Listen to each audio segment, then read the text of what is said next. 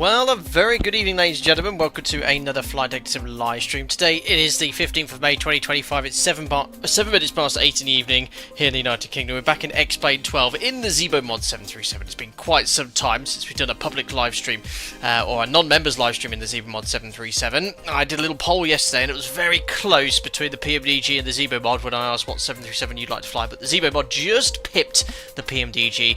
Here we are on the beautiful island of Corsica, 12 hours behind live time. And we're going to be flying to Florence in Italy, around 40 minutes. We're going to make it 2 sectors as well because I'm preparing my body clock for late shifts this week. I'm actually going flying tomorrow during my sim week, bit non-standard, and then sims for the rest of my block. So I thought, yeah, we had a bit of fun a couple of days ago in Microsoft Flight Sim 2024 and career mode episode 9. I had lots of issues with the sim, so I thought we'd jump back in to do some more serious flying.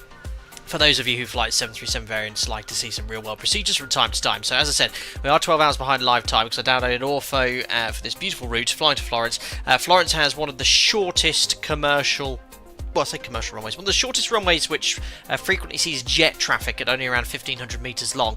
I don't think there's any operators that fly the 737 into that airport looking on flight radar today. There's a lot of Airbus operators and the E-Jets. But yeah, we're going to be max auto braking flat 40 to get into that airport today as well. Here we are in, as I said, Corsica, Ajaccio, I think it's pronounced, the French Island of Ajaccio. But yeah, never flown into here, but my operator does go in and out of this airport. So I've got a little bit of guidance on how to get out. So anyway, let's have a look to see who we have here in chat today. Aaron Hastings says Microsoft Flight Sim is crying out for a really good E-Jet. Isn't there the FSS E-Jets? Are they any good? Never flown them, but maybe I'll try those one day. Tough Bob, love a good grinding flat 40 landing. Yes, well, the Ortho 4XP has left a bit of a lump on the runway, so we'll have to see how we get on today. Magnus Nielsen, hello Captain, love the ZIBO. Who doesn't love the ZIBO mod? It's an excellent add-on. Looking forward to flying it today. Alan Jensen should have some country music instead. Oh, I'm going to go through the tower. There we are. Yes, no country music. I only ever have this introduction music when I start my streams. Hello Brendan McCree, I hope you're doing well. Thomas13, Simbear here as well, Spitfire, REF 100, good evening to you. Nice to see you here in chat as well.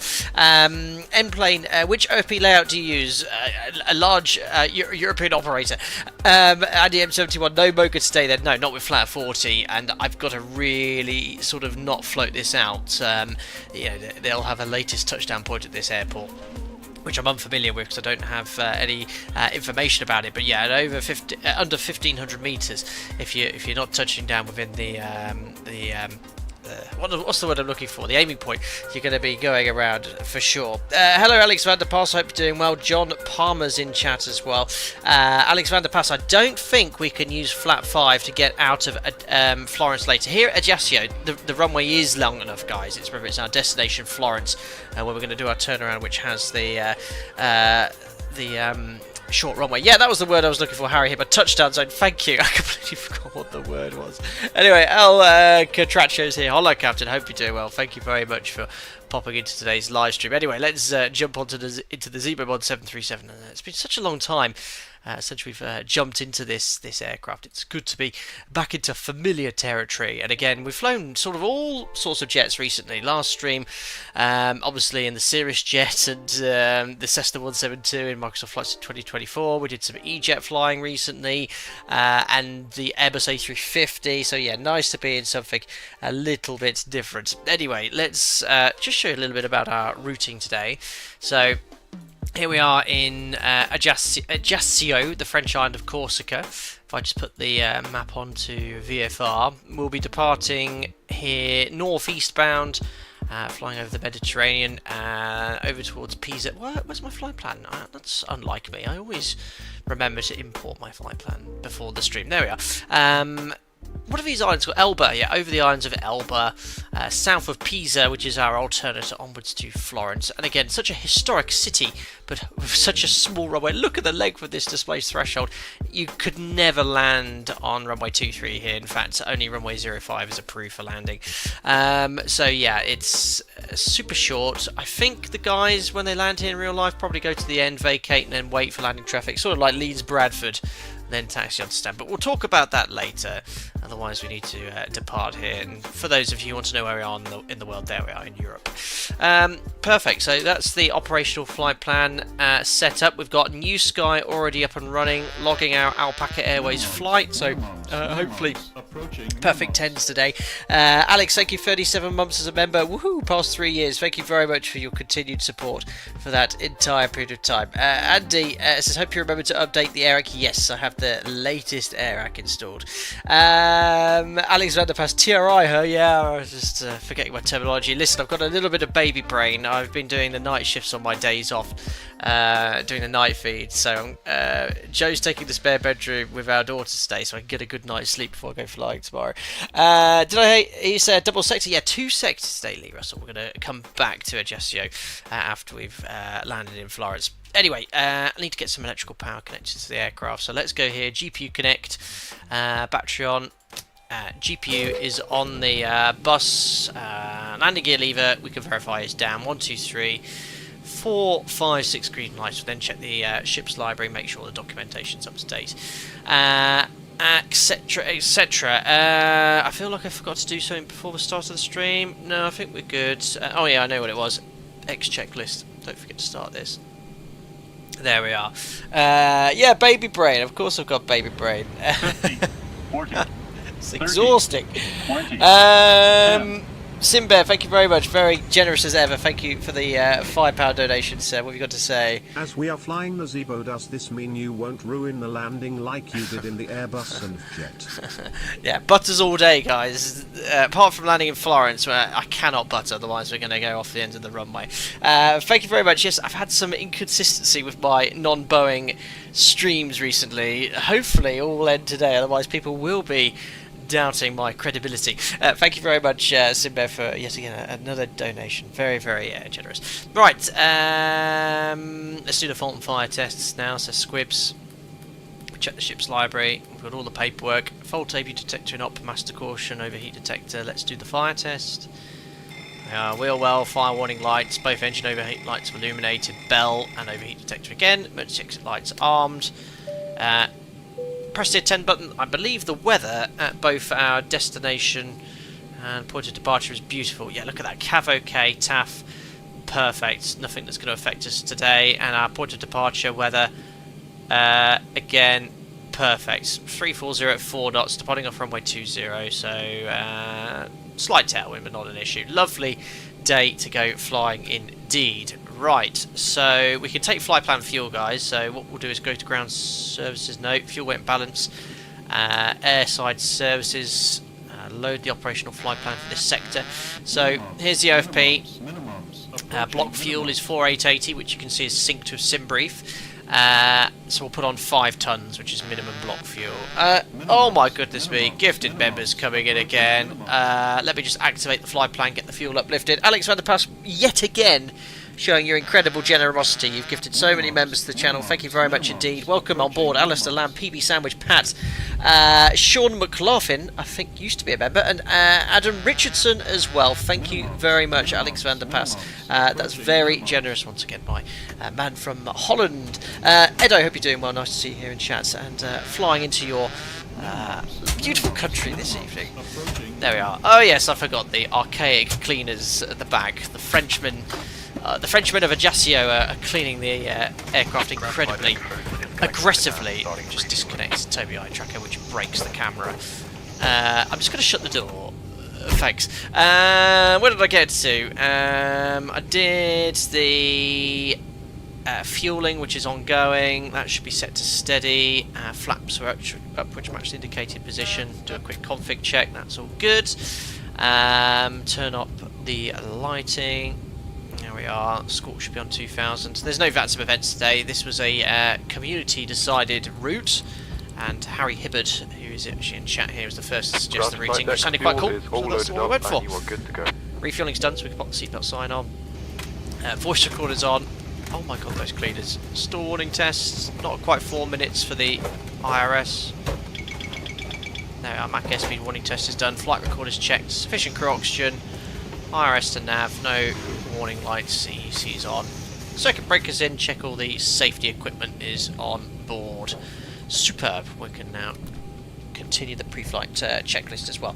Alex van der Pass, it's a break-off at Schiphol Prime. You ping me when the winds are favouring the break-off. Is it 27 to 24 or vice versa? We'll have a look at doing that at some point. I appreciate you choosing it, Captain. Glad it took your fancy. Yeah, I think you were the first then. I looked at the route and I was like 40 minutes each way. Perfect for a two-sector late evening stream. Verify position we'll do in a second. Right, turn up the panel lighting. The lighting, again, during the day you would never see any of the background lighting here, so I've noticed as well, I'm on the latest beta, it's a bit washed out, the colours. The cockpit lighting's better, but you'll see in Florence it's very bright outside. It's this, again, the eye adjusting, which they still have, which I don't like at all. Right, let's get the latest weather. As I said, there's no ATC here, so we'll just go off here. This is where the Met are. So, yeah, 3404 knots, departing off runway 20. 02 at my operator is not approved for departure here. It's 20 only. So we'll have to liaise with other traffic if they want to depart off the other runway. And the QNH is 1007, which I can set now. So QNH 1007. It's NADP1. We'll bug up at 3,000 feet as an engine. Our acceleration height will put 1,020 feet. There we are. Don't forget to do the option test. Full cup of coffee for this sector. And we'll do the light test as well. We do the light test, just do a quick panel scan. Make sure all the lights are on, illuminating correctly. And all good down here as well. Right, so QNH, MFRA, EFIS panel, have some terrain and airport selected. Seating we'd adjust, student nav aids, which we'll do shortly, and we can now get our FMC loaded. So yeah, latest AIRAC installed from today, expires June the 11th. POS in it, we're in Ajaccio, Lima, Foxtrot, Kilo, Juliet. We'll put in our coordinates, GPS left, route, and we can sync our route from SimBrief here. Coffee flow per hour, it's around half a litre Listermin per hour. Laminar Research are asking for more bug reports. I saw in their Discord server, they're asking for, was it dumps or something or other? Not the dumps that I'm actually thinking of, but the some sort of memory dump. I'll have to see how we get on today. Right, that's in. Cruise wind, uplink ready, we'll activate, execute. As mentioned, we need to depart, following my operator's SOPs, off runway 20, which is mandatory. It's a Bastia 1 Romeo. We'll execute that. Wouldn't usually until the route check's complete. Expecting straight in ILS Zulu 05. Again, it's the only runway we can land on. The arrival was the Marel 3 Quebec, which is already selected. And I think it was the Nibto transition. There we are, execute. We'll just join the dots here. So you got Nibto and then Nibto. So we'll just bring Nibto to the top. Execute. It's a bug. We've already discovered a bug. So Nibto, if you overwrite another Nibto like this, it should clear the others. You shouldn't usually select the runway point. Yeah, it'll probably delete the final approach path, but it's accepted that anyway. There we go. No discontinuities. Routing's in. So 0 fuel weight's in, 58.5, that should be fully synced with SimBrief, based off 185 passengers, full load. Our alternate Pisa reserves 2.7 tonnes. Cost index we're using 30 again. Alright, we've got everyone strapped in. Give us a ring if you need anything. Thanks. Cruising at 24,000 feet, low cruise level, out constraint Nibto, roger. Top of climb wind is 331 at 18. Execute. The average wind is very similar, I won't bother putting it in. +2, execute. Out constraint Nibto again, we'll have a look at that later. Let's have a look at the performance. Why is 20 mandatory caps? Oh, it's terrain, I should think. So I was looking here at my operator. So runway 20, great, we can depart over the sea, but runway 02 isn't really anything you can do in the event of an engine failure that satisfies. Well, I don't know. I don't write the rules, but it says we can't take off runway 02, and we can't land on 20, so you can go in one way and not the other. So again, it'll be local to terrain. I've never flown into this airport, but we have to follow the rules. Yeah, performance. Let's have a look at this here. So if I bring up the performance calculator, we'll use the SimBrief one, which is excellent. There we are. So here's our operational flight plan loaded. We'll go to takeoff performance. So runway 20. Now, something here I want to show you guys. If I just temporarily close that. As mentioned, we're departing off runway 20. So you can backtrack and use that runway length, but we shouldn't need to. It's 2,300 meters. But if you look down here, you can get takeoff run available information. So from runway head, full length, yeah, if you backtrack, do a 180, 2,300. But we want to vacate via delta, so we don't have to backtrack. And if you look here, you can get the runway distance available from delta. There you go, to 2,033 meters. So we can edit this to 2,033, and that way we've satisfied the takeoff performance calculation based off the intersection without having to backtrack. So try and do that if you do plan intersection departures, adjust the takeoff run available. Yeah, weather's all in, so let's calculate. So that's showing a flap 15. Ooh, interesting, a flap 15 departure. What do you want me to do? We'd be doing that in real life, flat 5 DTO. Now, I don't think I'll be able to do flat 5 later, but it's saying optimum is flat 15. Do you want me to do a flat 15 departure? Can do. Who wants to place your bets that I forget to select flat 15? I'll put it back to optimum, not calculate. There we go. Yeah, so this is a huge threat to the operation. In 14 years flying the 737, I have never done a non-flat 5 takeoff. In fact, if I was to ever do, for performance reasons, a non-flat 5 takeoff, I would write on a post-it note or a big piece of paper, flat 15, and put it on the lower DU just here, so when we do the before taxi flow, we don't forget. So yeah, it's a huge threat. We'll talk about different flap settings for departures. In fact, I've got a tutorial on it if you're interested, but we'll do it. So that's going to be flap 15 DTO, so it's actually full 26 with an assumed temperature of 43 degrees. There we are, so DTO 43, so takeoff flap 15, CG will be slightly different as well, speeds are almost identical, so we'll use the performance ones here. Look, 32, 32, 41, so 32 more than 1 knot, 32, 40, they're all within a knot, those ones. So, interesting, let's hope I don't forget. 140, I know you guys will be spamming me in chat if I do forget. Alright, perfect, FMC's loaded.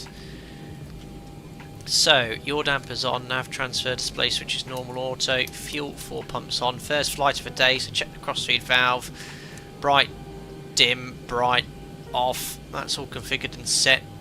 Seatbelt signs on because refueling's already complete. We can turn on the window heat. I knew I forgot to do something earlier. It was pressurise the hydraulic system. So we always verify the bypass pin's installed, or if not, tow bar's not attached and everyone's clear. There we are. Pax auto, open, 240, 150 is set, and we'll start the APU. Perfect. Love the little needle jump that you get. Now another thing in the real aircraft, if you hold it down to start, the low oil pressure light should come on a little bit sooner. It seems to be a little bit delayed in the ZIBO mod. It used to be bang on, but it seems to be taking longer now. Flight directors are on. It's an RNAV departure, so let's have a look here. 202 for the heading and courses. We'll set that now. 202. 202 and 202. There's no benefit to setting the courses from a system point of view. It's more situation awareness as to what runway you're departing off. Order brake to RTO. As I said, we'll just turn up panel lighting. You wouldn't usually see it in the day, but it just makes the MCP nice and bright. And X-plane. Trim. Did I set the trim? I didn't. 4.75. And let's have a look here. What could we tune? The SID, it's an RNAV SID. There's no nav aids at all. We could tune Bastia, look, which is where our SID terminates. 1415. So we'll make that active. Perfect. We'll do a full brief because I'm again following my operator's SOPs today. Scotty 2, are you going to test chase plane in 2020? I've thought about it, and for me, I've got the controls all set up working like X-plane. it might make some nice cinematics, but at the moment, no to that answer. I was going to, but at the moment I'm not intending to. Might do in the future, who knows. We can disconnect the GPU. Who else here is chat? F15 is better than F15 chasing you. Yes, flat 15 better than F15 is brilliant. Flight simulator. How is flat 15 really that rare? How come? So flat 5 is the most sort of optimal flap setting for 737's flight simulators. It sort of gives you excellent climb and shorter field takeoff performance, but I don't know why it's gone flat 15. It's not that short a runway here. But higher flap settings give you shorter takeoff performance, but really impacts your climb performance, especially in the event of an engine failure. So flat 15 is a little bit more draggy. We'll have a slightly shorter takeoff roll, but we could have easily used flat 5 today. Right. Scotty 2, I also see your other comment above as well. Just watch the recent Blancolirio, how you spell it, Jehu video, quite dramatic, the video the Koreans have produced. Yes, and you know, for those that aren't subscribed to Blancolirio channel, it's fantastic. Go take a look. So you can actually see the aircraft flew through is it murmuration, is that the word? Of birds. So it hit hundreds of birds, which sort of explains why they had a lot of damage. Now, what we also learnt from the footage was that they had executed a go-around prior to hitting the birds. Now, if you go for a flock of birds or impact birds or ingest birds through the engines at higher thrust settings, aka take-off and go-around, you're going to do more damage. So actually, our operators' SOPs, it's if you're going to fly for a flock of birds or amount of birds, you know, on the approach prior to touchdown, it's recommended to continue. Because obviously if you ingest birds, you're not going to do as much damage because you're in a lower thrust setting. It does say you can go around if you're certain you're going to clear the birds. So yes, that's interesting. JXF, when's takeoff? Getting a little impatient, are we? Have a good flight. Thanks. I think even the number one's getting impatient. Very shortly, JXF, we're just doing some briefings, so we'll be on our way. We're due out in 2 minutes.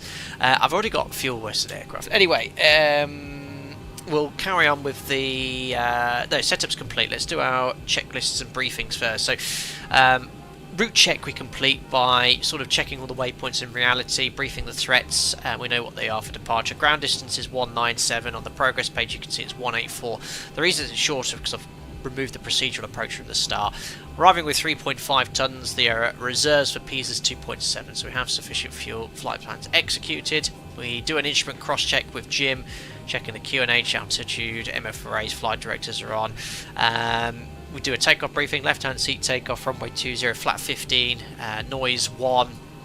Any problems will climb straight ahead to MSA in that sector, which is 4,000 feet, which you can see here on the chart. We then brief our emergency briefings. Oh, hello everyone. Brief our emergency briefings, so what we do in event of an engine failure after V1, and what we do in event of rejected takeoff. Taxi and SID briefing I'll complete now for you guys. We're going to push back. I presume it's push back here. I wasn't sure looking at this stand, but if you look outside, and I've got the charts up here, I don't think you can self-position off this stand, not without going through stand 6, so we will push back. And the SID, it's the Bastia 1 Romeo. Bastia 1 Romeo is in the FMC. Transition altitude set 5,000. So basically it says, due to noise abatement, adopt the maximum climb gradient up to 420 feet, then up to 3,000. So that tells us it's NADP 1. Climb on 202, bearing to 420 feet, right to Kilo Juliet 701, which is coded 703, max 220 knots, Liblo 107 or above, very specific, and then it's 053 track to Bastia, which is all coded, and we'll be at the cruise level there. So it's all correct. We can now complete the safety inspection before start checklist. Safety inspection checklist. Surfaces and chocks. Checked. Maintenance status. Checked. Don't be greedy, drop some passengers. Electric hydraulic pumps. On. Landing gear lever. Down. Ship's library. Checked. Safety inspection checklist complete. Perfect. Let's now do the before start checklist. Before start checklist to the line. IRS mode selectors. Nav. Gear pins. Removed. Always an update. Light test. Checked. Oxygen. Tested 100%. Yaw damper. Ground to cockpit. Nav transfer and knowledge. Call displacement. me through the menu No when you are ready. Fuel. It's the Frenchest pushback crew I've ever heard. Fuel, 4880 required. We've got 5 tons on board, and Checked. Fuel pumps. 4 pumps on. Cabin util IFE galley power. On. Emergency Run exit to light. cockpit. Turret driving up. Fasten belts. On. Window heat. Where is the tub? On. There Air it is. conditioning. Pix auto bleeds on. Pressurization. So we've got pack sort of bleeds on, cruising at 240 and land out 150 set. Set. Pressurization mode selector. Auto. A few Instruments. Merlots already. Cross check. Auto brake. RTO. Hydraulics. Normal. Speed brake. Just about. Down. Detail. Low pressure, Parking brake. always in the Set. ZIBO. Stab trim cutout switches. Normal. Wheel well fire warning. Checked. Radios, radar and transponder. Perfect. I'm just tuning up Unicom on the radio, ready for push and start. So, what was that? It's radio radar transponder, so no ATC, set and standby. Set and standby. Rudder and aileron trim. 3 and 0. Okay. Takeoff All doors briefing. hatches are closed. Ready to connect. Mercy. PA. Welcome on board, ladies and gentlemen. This Alpaca Airways flight to Florence. Joining me in a flight deck, Jim, with Jermaina, Jamlin, and Jordan and Jack in the back. Just finished paperwork, boarding complete, taking off runway 20, right turn after departure over the Mediterranean towards Pisa, then Florence. Flight to 40 minutes, 24,000 feet. Beautiful evening flying. And latest weather conditions is great in Florence. Welcome on board. FMC CDU. Now repeating French and Italian. N1 Yeah. and IAS books. N1 and IIS auto. No connected and bypass pin Stab infested. trim. Release parking brake. Hold on. Performance, weight and balance. So we've done that. Flat 15, TO, 26k, 43 degrees. Checked. EFB. Airplane mode and stowed. Phones. Off. Flight deck windows and cockpit door. Closed. Doors. Closed. Passengers. Seated. Before start checklist completed to the line. Perfect, check's complete, and no one is behind us. So, clip push and start. So, packs off, anti-collision lights on, parking brake is set, transponder out off, and below the line. Before start checklist below the line. Air conditioning packs. Off. Is Andy Short in the Anti-collision flood light. deck? Who's this On. Jim fella? Parking brake. Set. Transponder. Out of. Before start checklist complete. There we are, 3 minutes late. That was my slight delayed start to the stream. We'll put it on that. Starting pushback and you may start engines. Shavrock, link to the checklist, yes. Exclamation mark checklist. Thanks, list of it. I knew one of the mods to be on it. There we are.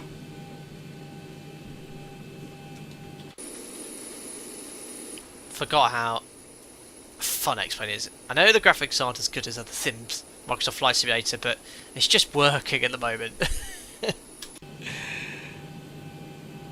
Yeah, checklist, I think it is. Exclamation mark checklist. Right, starting engine number 2.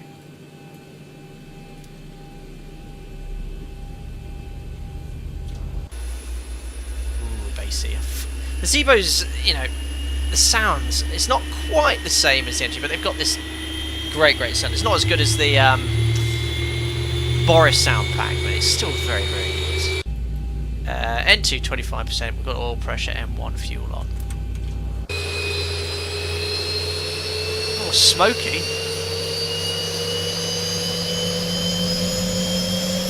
Maybe on the first start of the day, but I wouldn't expect that much. Have I got...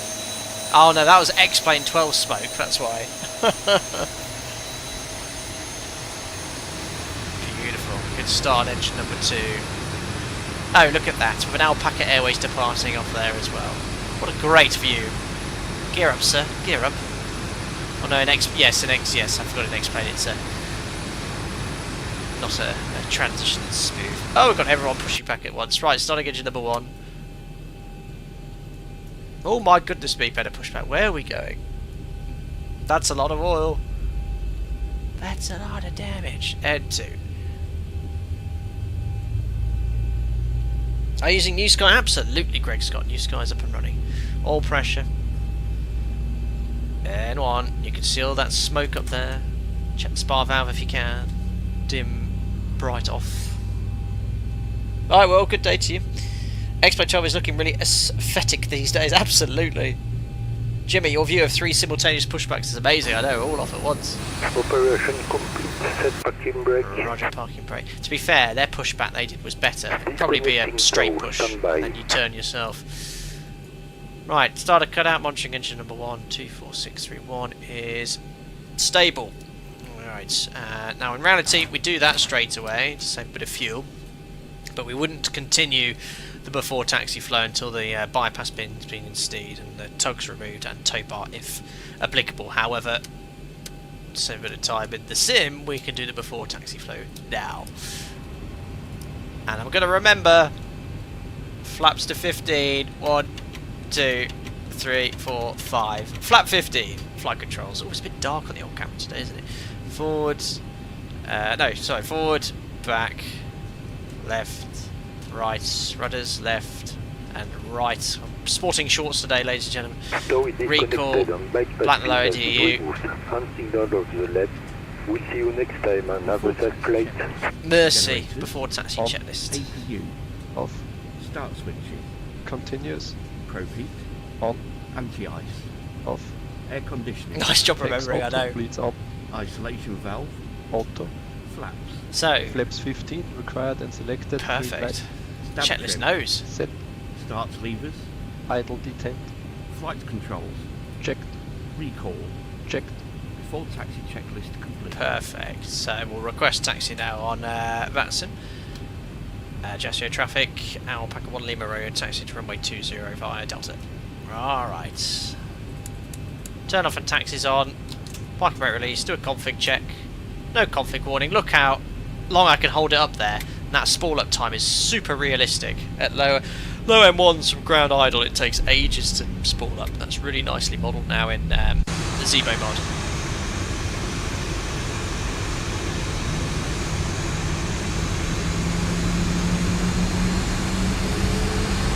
Yeah, you can see the leading edge device is in the full extend position as opposed to just extend, and the trailing edge flaps are obviously further extended as usual.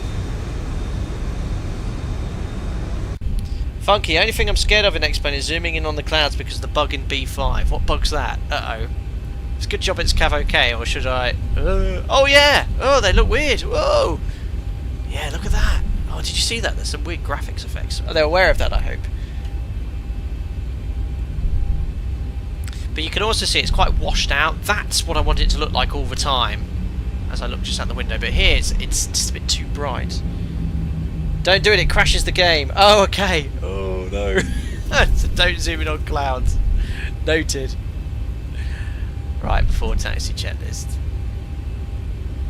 No, not before taxi, before takeoff checklist. Before takeoff checklist to the line. Config. Checked. Flaps. Flaps 15 set. Green light. Stab trim. Set. Takeoff briefing.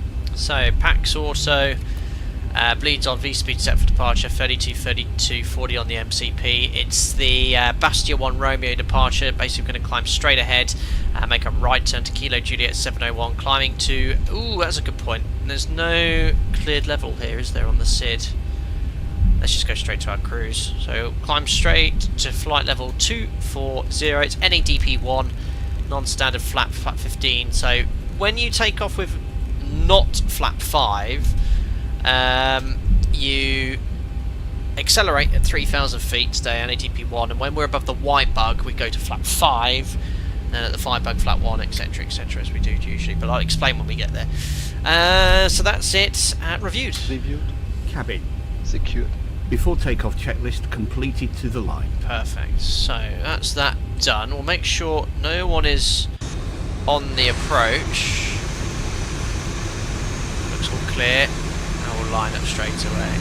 Look at the queue of traffic there. Yeah, look. Why are these textures blurry here? They're great here, but blurry there. Not sure. It must be the ortho tile. So there. It's Charlie, and then we've got Delta afterwards. Ajaccio traffic, Alpaca 1, Lima Romeo taking off runway 20.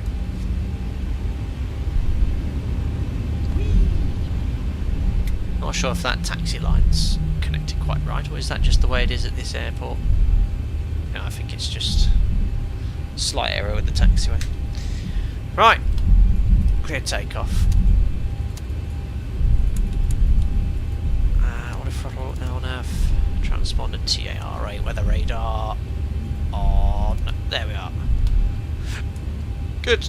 Oh, hold on. Is there a... an aircraft there. No, there isn't. I thought there was an aircraft on the traffic, but it's the traffic light. But yeah, you can see how washed out it looks. It's really hard to see the taxiway. Again, I want it to look like that permanently, not this washed out white looking X-plane. Anyway, below the line. Before takeoff checklist, below the line, MCP, Set. transponder, TARA. strobe lights, On. landing lights. On. Before takeoff checklist complete. Good. What's this runway length here? This one's quite long. 2,000 odd metres, wasn't it, from here? Florence, though, on the other hand, will be interesting later. Right, tokens in chat. Let's go to Tuscany. 40%. There we are. Then for number 2, a little bit more stabilised. Set takeoff thrust. 94.7, takeoff thrust set, indications.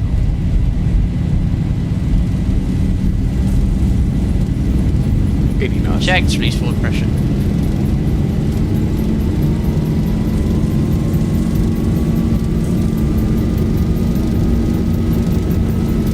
D1. Up we go.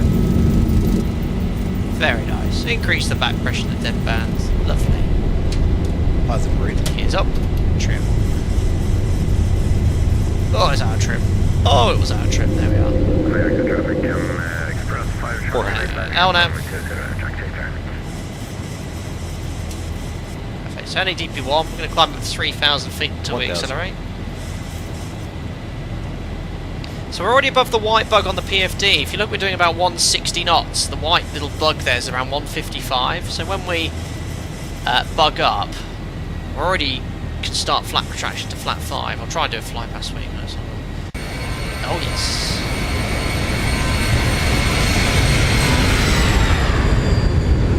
Superb. Well, my speed will drop if I don't follow the fly directors. So flat 15, again just following the fly directors for now, approaching 3,000 feet, and you can already sort of tell the climb performance is a lot worse with flat 15. There's that much more drag. So there we are, bug up. Just gently lower the nose. We're waiting for that accelerating trend vector. And as soon as we've got it, there we are, above the white bug, straight to flat 5. And then you just continue flat retraction as usual. Ajaccio traffic, express 5 Charlie Quebec. That's one. 5 bug. Keep trimming. Up the up speed and above the 1 bug flaps up.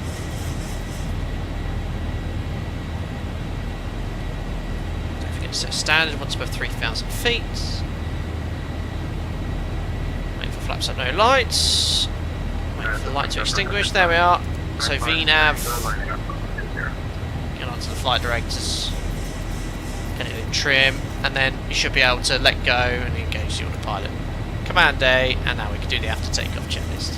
Gears off, auto brakes off. Star switches off.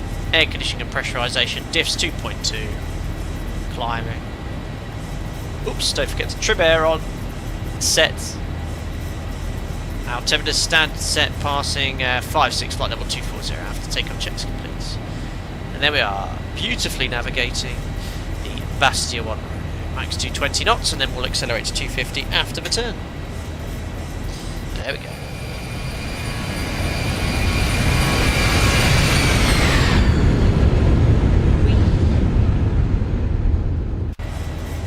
Perfect. Isaac, how does the flight director behave differently with VNAV not engaged on initial climb out? It still commands initial speed V2 plus 20 around that, and then when you bug up it will just pitch for that speed and level change. Especially when you engage the autopilot, level change engages.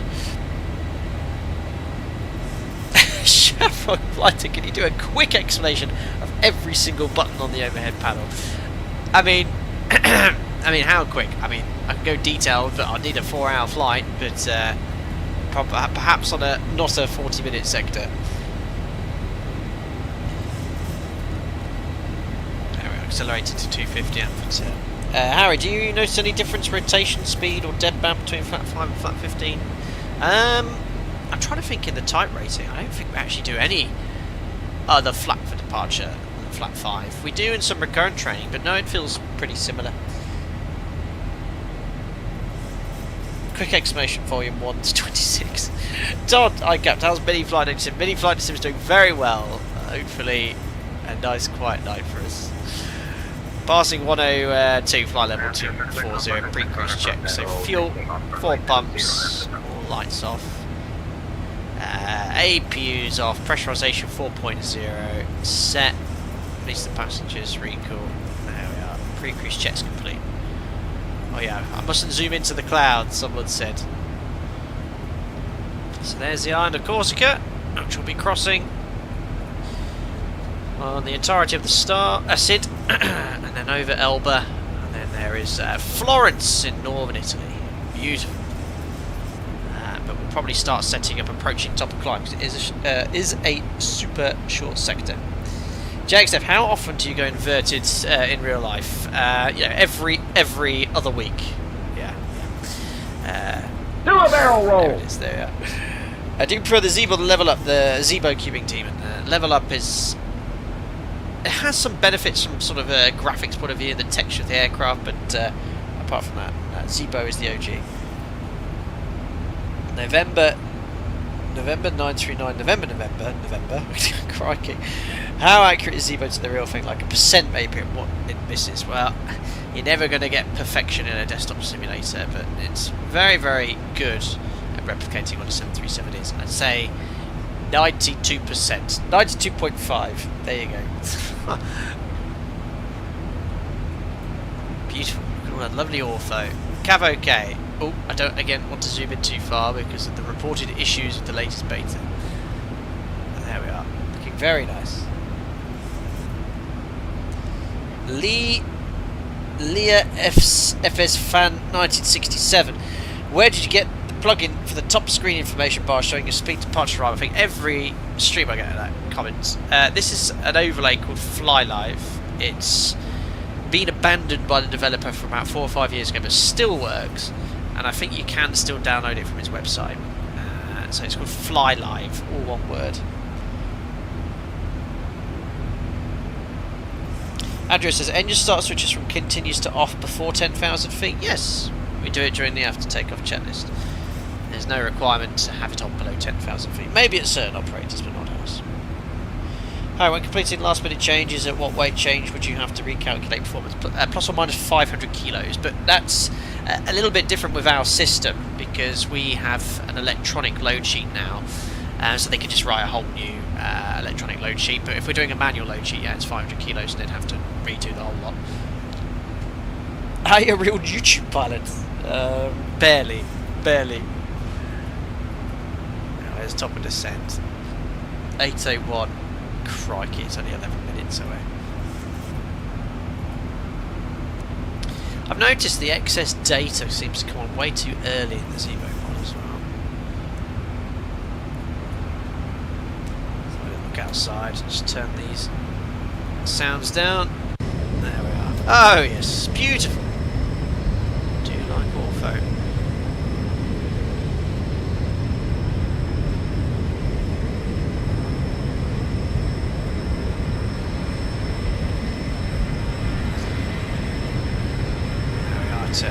Timeless Alpaca Airways Boeing themed delivery.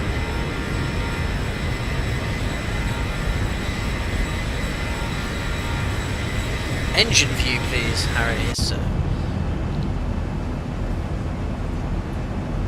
Or outside, I'm not sure. But there you go. That's a beautiful view, isn't it?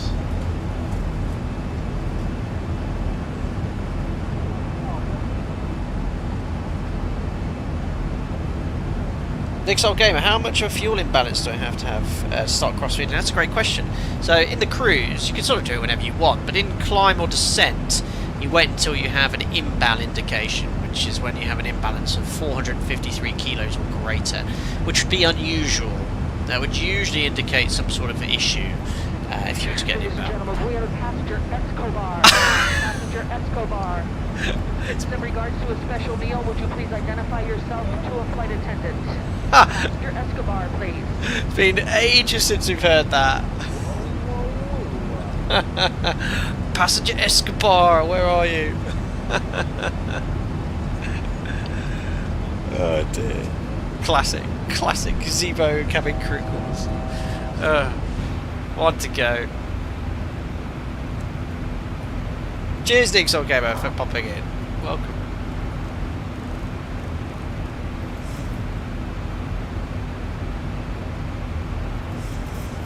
And remember, you're talking about the 3 gear positions. I see, if it left on the op position, doesn't physically lock and only remains retracted because of hydraulic pressure.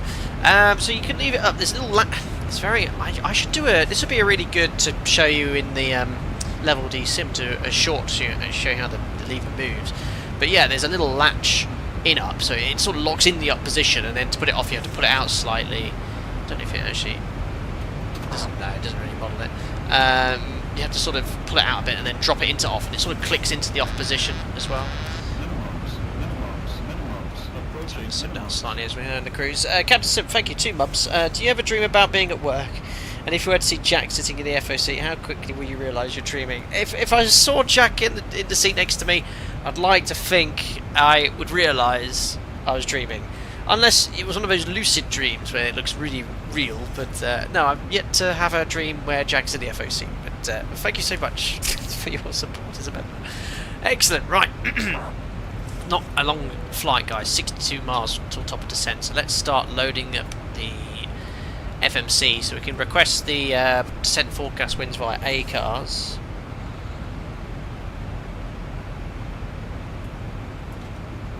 Still over Corsica here. There we are, ready to load. Perfect. We'll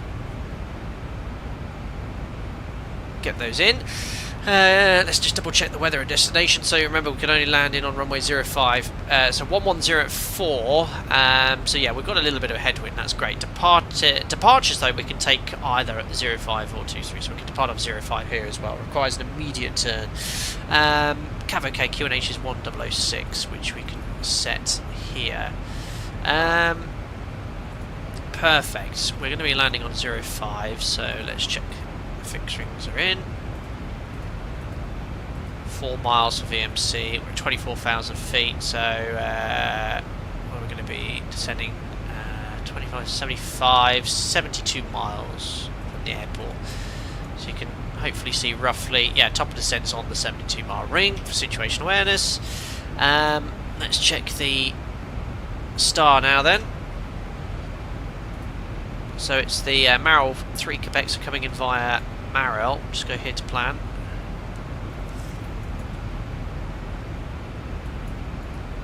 So Marel's in, then it's Romeo Quebec 419, 110 above, 230 knots. Now, I think there's a little bug in the mod. This restriction leaves you high. Question in chat for you, if you can answer it. What message should I see in the FMC scratch pad if there's a restriction that keeps you high?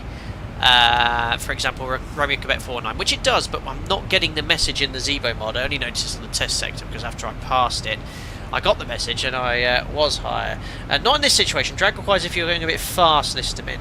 Yes, steep descent after. You've got it. So I should be getting the message steep descent after Romeo Quebec 49. I'm not getting it in the mod today. So steep descent and you'll see VNAV path change and then we'll just have to adjust our vertical descent path. Akuto 5000, Gonga 5000, max 210 knots, a 2V same track and then Nibto. Straight into the airport. So there we are, Nibto onto the runway. Now because I had to join the runway 05 point because of the bug, we've lost the final slope, which is a bit of a pain, but not to worry, we'll intercept the ILS by that point. High terrain to the north to be aware of, but we'll be Cav OK today. Straight onto ILS 05. Plate is 11-1. I just noticed something, this is a category C airport, so this actually would require additional training to fly into, as opposed to just being able to be rostered to fly here. So yeah, it's a category C airport like Funchal and Innsbruck. Didn't realise that. Can we divert? ILS frequency 1103 is active, and we'll put the Peritola VOR on standby, which is 12.5. 12.5. Final approach course is 045.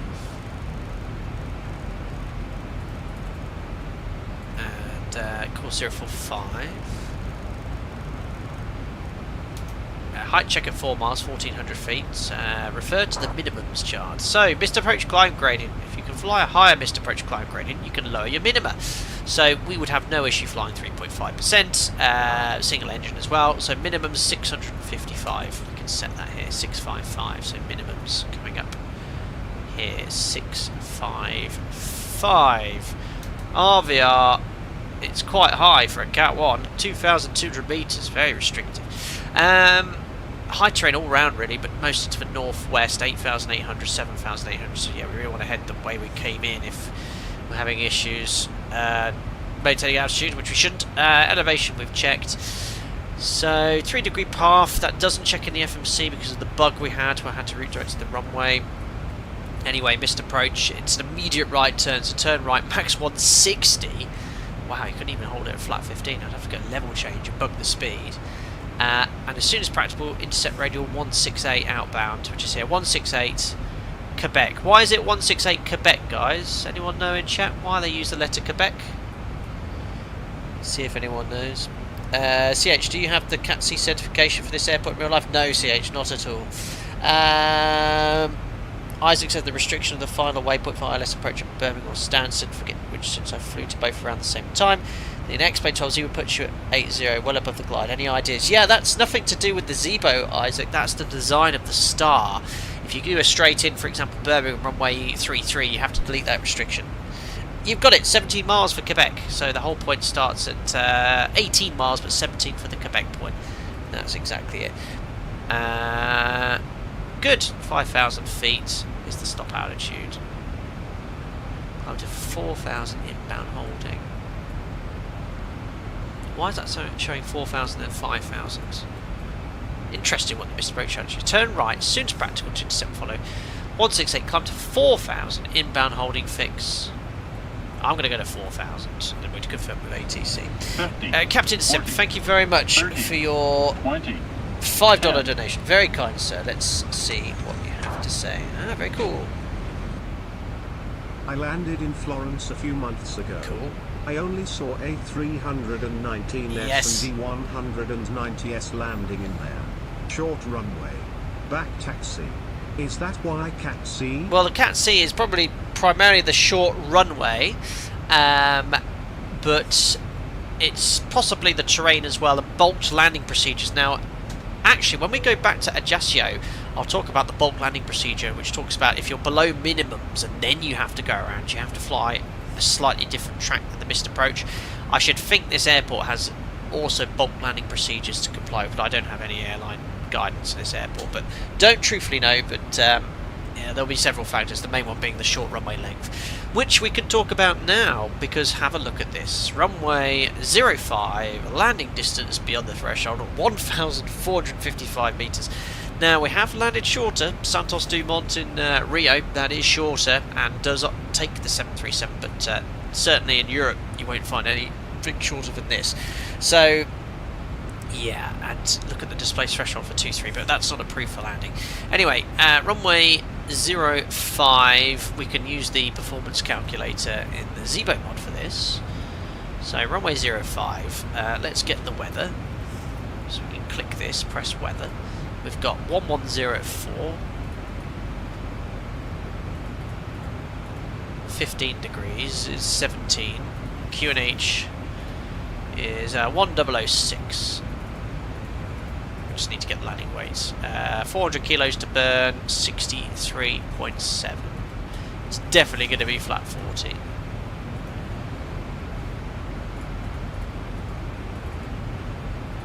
And lo and behold, look at that. Auto brake 3, off the end of the runway. Max auto, going to stop in time. So we've got to go max auto. We'd also need to check the brake cooling as well, which would be, at this sort of gross weight, probably need to be 40 minutes on the ground afterwards. But yeah, it's a short runway, but legal, we can land. There we go. Excellent. Harry, don't forget to change minimum missed approach climb gradient according to reduced minima. You cannot do that in the FMC, it's impossible. You just have to check the oh, you mean in the OPT? Yes, I don't think you can change it in the ZIBO mod. It's yeah, it's fixed at 2.5, but you're quite right, in the real OPT you would change it. You would change it. But yeah, we could definitely do it. Right, taxi went. We'll vacate at Kilo, stop at Papa, or actually, which way do they go in real life? I guess they actually go to the end Papa and then hold at Kilo, because I'm going to have to really cook the brakes to make Kilo. But yeah, I'm going to go Papa Kilo, and we'll just make sure that no one's on the approach before we backtrack. So we're going to backtrack all the way to Mike, and then we can actually depart off 05, no problem. Cool. Briefing complete. Look at that. Reset MCP altitude, so we'll step down to the next grid level. Romeo Quebec 419110. We'll set that now. Don't forget to set all the brake max. Cool. And descent checklist, please. Descent checklist. Pressurization. Perfect. What is that? Set. Anti-ice. Off. Approach briefing and fuel. Discussed. IAS and alt bugs. Perfect. So flat 40, minimum 655, and we can preset the QNH, which is 1006. Checked and set. Descent checklist complete. Perfect. Down we go. Just started our descent. So yeah, well the alternate fuel was 2.7 and arriving with 3.2, so an extra 500 kilos, enough to hold for about 12-13 minutes or so. Oh yeah, well landing weight is wrong. Thanks. 300 kilos to burn. Oops, 61.7. Just testing you all. I was massively off. Where did I get that so wrong? 61.7. Well, that's much better. Flat 40, max auto, no change.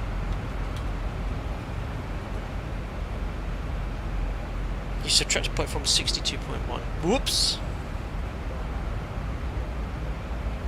Cat said, hi Captain, when starting an early descent, do you use the out intervent button on the MCP or the descent now option on the FMS, and why? We have common VNAV now, so for descent now option we don't have or use. Out intervent we typically use most of the time.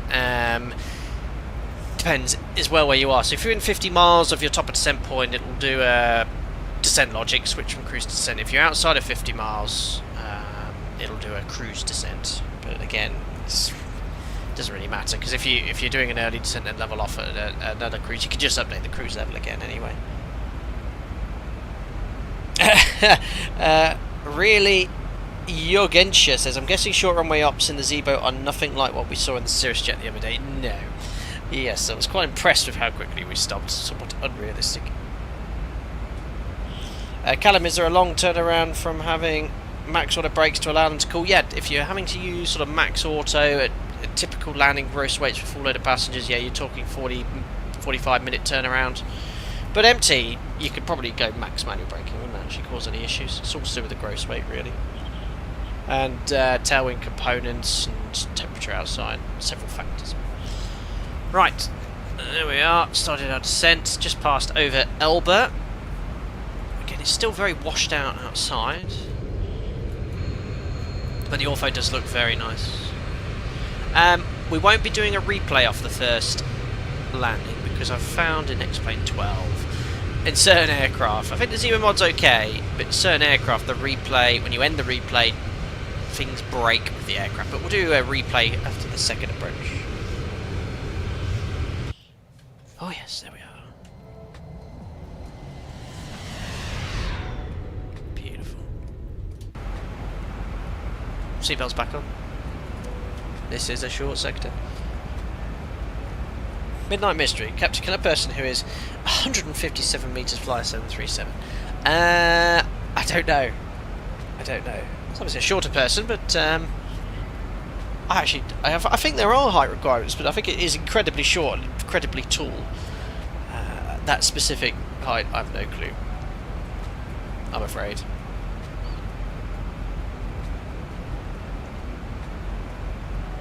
Harry, Sam, how do you teach yourself or students your operator's memory items? Just trying to work out the best start, but I don't have a sim to practice with. I'm thinking flashcards and armchair flying. That is exactly what you want to use. Would you like to see what I have in my desk? If I can find it. Yes, here it is. Make sure there's nothing giving away. I had this when I did my type rating 13 years ago, and I've still got my flashcards for all the memory items. There you go. So I've got the memory item name, so runaway stabilizer, and then the actions.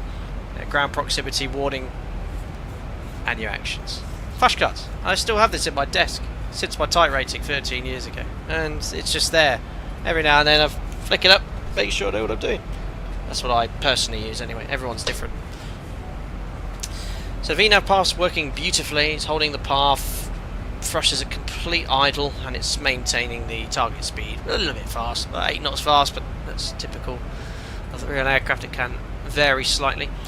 And remember, as I mentioned, this restriction at Romeo Quebec 49 is holding us high. We shall see the path will change, but we should get the steep descent FMC message, which we are not getting. Vaughan, have been having issues with ZIBO VNAV flying me above the path of descent. Any ideas? I personally haven't had any issues, and the VNAV is behaving as expected, so I don't know what issue you might be having. It could be a bug you found at a particular airport, but it is a complicated system, so sometimes comprehend and understand what it's doing.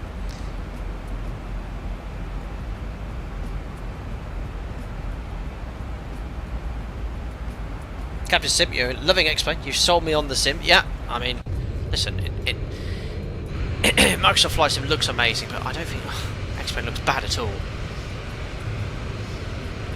Here we are, over Italy.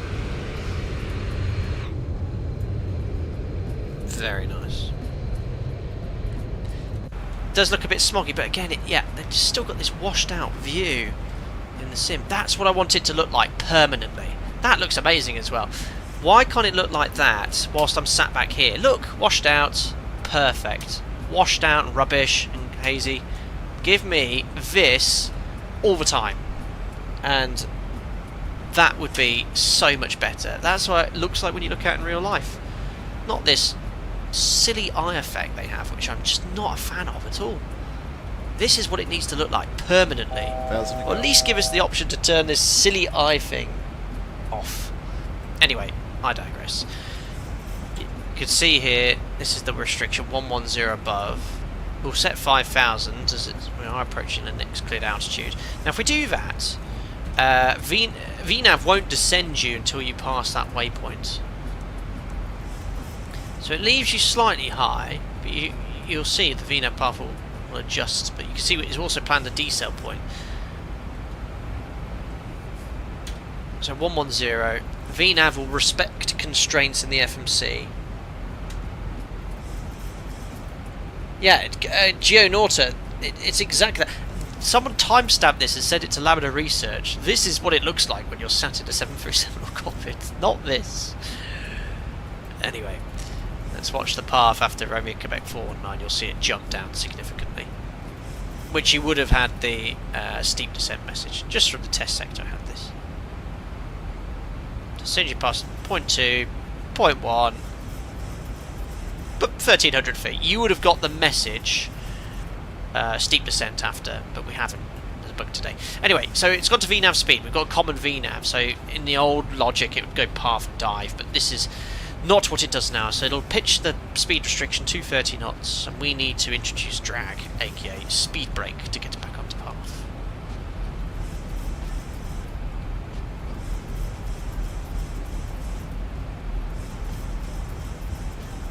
They're collecting bugs right now in Cloudscape. Interesting.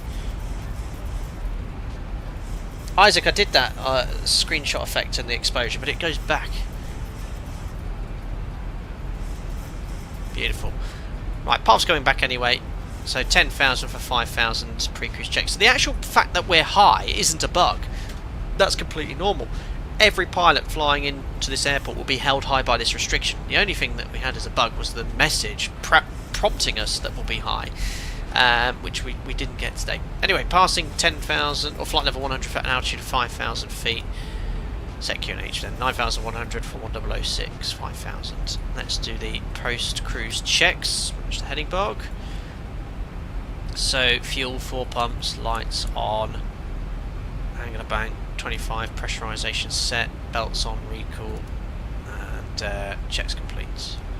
Anyway, I'm not too sure about this path anyway, because we already have the glide slope active. I'm glad to see at certain airports in X-Plane they've extended the range of the localizer and glide slope now, which is good. Previously it wouldn't be as far out as that. It's great to see that they've increased the range. What on earth is a glide slope diamond doing? That's this lib radio. It's sort of showing some scalloping, so we're quite far out. Try Shift S for sunglasses. Oh yeah. I mean, a little bit, but now the cockpit's dark. I want that. I want this with that while sat here. That's what I'd like to see. Anyway, almost back on path. Watch the transition from VNAV speed to path. There we are, path, and now we can stay the speed brake, because now it's only following this, no longer the speed, and it should hold the speed quite nicely. But it has put me slightly low. Anyway, next altitude constraint after Gonga, we can step down to 3,000 feet, and we've got a decel point coming to make sure we're flying 210 knots. So 1 mile before Gonga, we can set 3,000 feet. Lee, you're so needy, so demanding. Aviator, I forgot the windshield wiper whilst taking off in rainy weather. Is it a problem in real life? Well, you might not be able to see, but Thousand to go. ask your colleague to turn it on for you, then we're all good.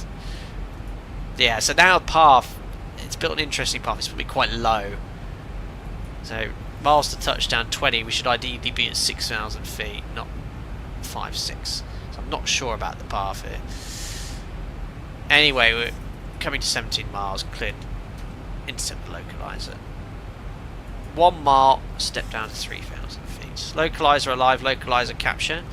And lovely update with ZIBO, it's not done a turn to the left to intercept the localizer, it's turned in the direction you're intercepting from. That's superb. There we are.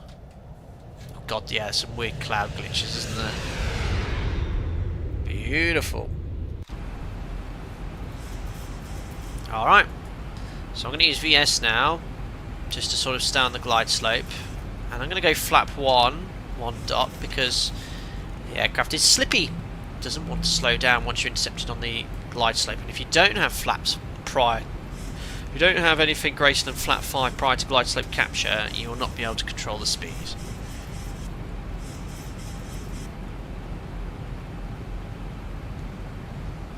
Flap 1. Just keep monitoring that. 16 miles out. That should do us nicely. Right, 1 dot on the glide, arming approach. This is not a long runway. Also, in my defence, can we have several witnesses listen? The runway slope is not very realistic thanks to Ortho 4XP. In fact, there's a massive downslope, so you can't really flare. You've got to keep descending and then land on the downslope. I thought about deleting the Ortho tile, but it looked rubbish with the default scenery, so I left the Ortho tile. The runway looks awful. But it would be for your amusement, so yes. Speed check, flap 5. Oh, I've not been unicoming once. Just want to check all the other traffic. Enable.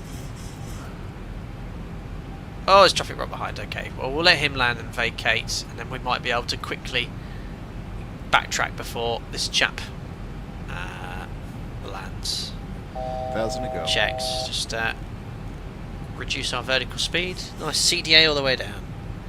Getting in your excuses early, are we? This is page 64 in the book of excuses. Yeah, well, listen, you know, got to let people know what's going on.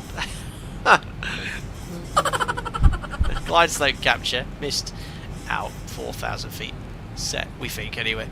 Great, flap 5, 10 miles. Beautiful. Oops, we didn't do the approach checklist prior to glide slope capture, never mind. Approach checklist. Altimeters and instruments. Perfect. I just want to check the that we got the correct ident. India Foxtrot Zulu. Yeah, perfect. That's all good. Set and cross check. Approach aids. Perfect. Check Set. and set. Approach checklist complete. Good. Just like the real aircraft. Flap 5, idle thrust, 3-degree ILS holds the speed really nicely. The drag model on this is perfection. It's just great to see.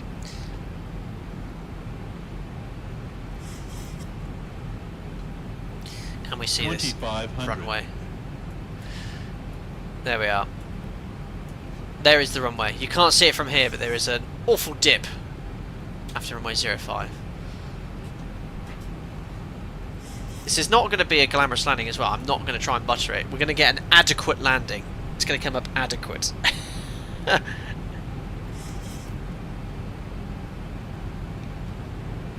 Anthony Villa, I kind of agree with him there. I mean, X-Plane 12 looks nice, but it does sort of look... yeah, that washed out look. You'll see it here, taxiing in. You know, it looks so washed out. Paid scenery equals no dips, that is true. But if I was to get a paid scenery for every single airport I'd fly into, yes. Slam it down confirmed. Wasted. Wait, I could get the soundboard for that. If I absolutely hooed it down, I could go, yeah. Brilliant. Saba, thanks 77 months. There's an incredible period of time as a member. Appreciate it. Land it hard, at least the engineers will have something to do. Saba, thank you. And a member for so long. Wow. Get out, flap 15. Match speed. And we'll do that. Just going to go to flap 25. Speed checks. Got to be below 162. Landing Flap check. 40. Start switches. Below 162, flap 40. Oh, again. Ah, sorry. Check.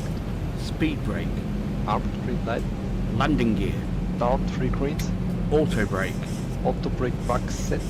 Flaps. Max set. Flaps 40 set. Green light. Landing lights. On. Landing checklist complete. Perfect. One little flyby. There we are. We won't be doing a replay off this one because we're doing 2 sectors, remember. Oh, look at that runway, it's so short! And hopefully we can start to see this little dip and slope. Yes. Anyway, landing checklist complete. Alright, wish me luck, ladies and gentlemen. Disconnecting order throttle. Disconnecting order pilots. Some trees as well, just before the threshold, which are not ideally placed. Plus 100. Check. The attitude's a bit lower than I'd expect it actually to be to maintain flat 40. 500 minimum. Continue. Cappies are at 3 degrees. It looks like I'm coming in a very shallow angle.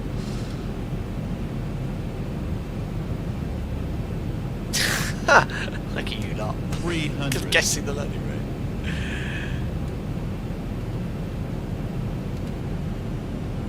Not 200. long.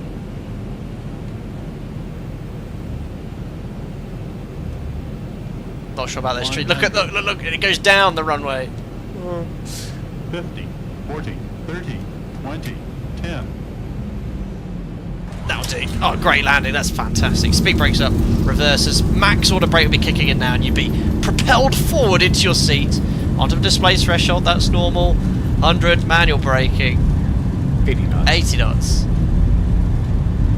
And 60 knots counter reverse. Ladies and gentlemen, welcome to Florence. Ah, there we are. That's perfect for that sort of runway. Wallop! It said great landing. It said great landing. But yeah, that's sort of what you want. Max auto, just to make sure stopping's assured on a short runway like this. And then we'll vacate here and make sure before we backtrack. The other guy's landed. He's just on a short runway. Alpaca 1 Lima Romeo just landed. Florence runway 05 vacated, holding off Papa. Good. Brake inspection required. No, they'll be hot, and you'd have to probably have at least 45 minutes on the ground. But our OPT will accommodate and tell you the brake cooling time, and you can also use a table if you don't have the OPT to work it out as well. But yeah, I mean, with with second detent reverse, that will significantly help. If you've got no reverse, your brakes are going to be super hot after a max auto brake landing. But there we are. We'll hold it kilo. Florence traffic, M Express 5, Charlie Quebec, short final, Florence traffic. Perfect. So yeah, as we discussed in the briefing, we'll hold here. And I don't know which way they go, but I should think vacating kilo is very ambitious. So I should think this is the way they come in, hold here, and then backtrack, exit via hotel. So as soon as he's passed, we'll backtrack, because the other aircraft, I think, was quite a long final. So there's that chap. Ooh, yeah, we could do that. He's quite far back. So do a bit of a clean up, as we're going to be doing 2 sectors. Transponder to out off. Trim to 4 units. which it is. Flight rate is off. The trim seems a bit off then in the mod. It should be back at around 7-8 units. Don't know what the CG was. Right, he's just, oh gosh, I'm watching his landing. Blonk down. US Airways. This is a long way from home. Right, I'm going to start rolling because that guy wasn't on a particularly long final. Wouldn't usually start going until he's way past, but there we are. The Alpaca 1 Lima Romeo is backtracking runway 05. Carnarvon's actually longer than that, is it? No way. Alpaca 6 banner 5 angle 4 mile final. 4 mile final. Okay. So maximum speed actually was backtracking active runway is 50 knots, which we might need. Perfect.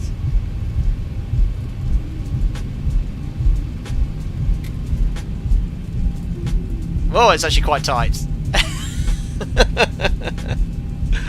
I think in reality, yes, it might have to have waited. Right, 50 knots, but that just shows you how short this runway is. We're already halfway down. Crazy.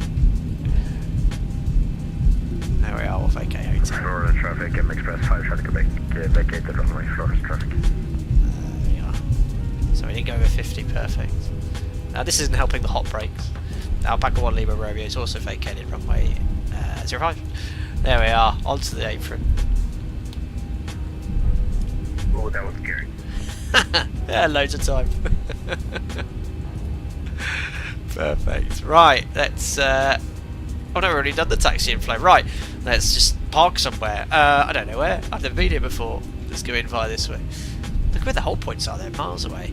I think this has had a lot of work done on. This is the beauty of X-Plane 12, custom gateway. You know, someone's obviously been here and edited this airport to make it as realistic as possible with all the stand markings, all the taxiway markings, as per the real airport. It's really cool. We'll go for stand 106.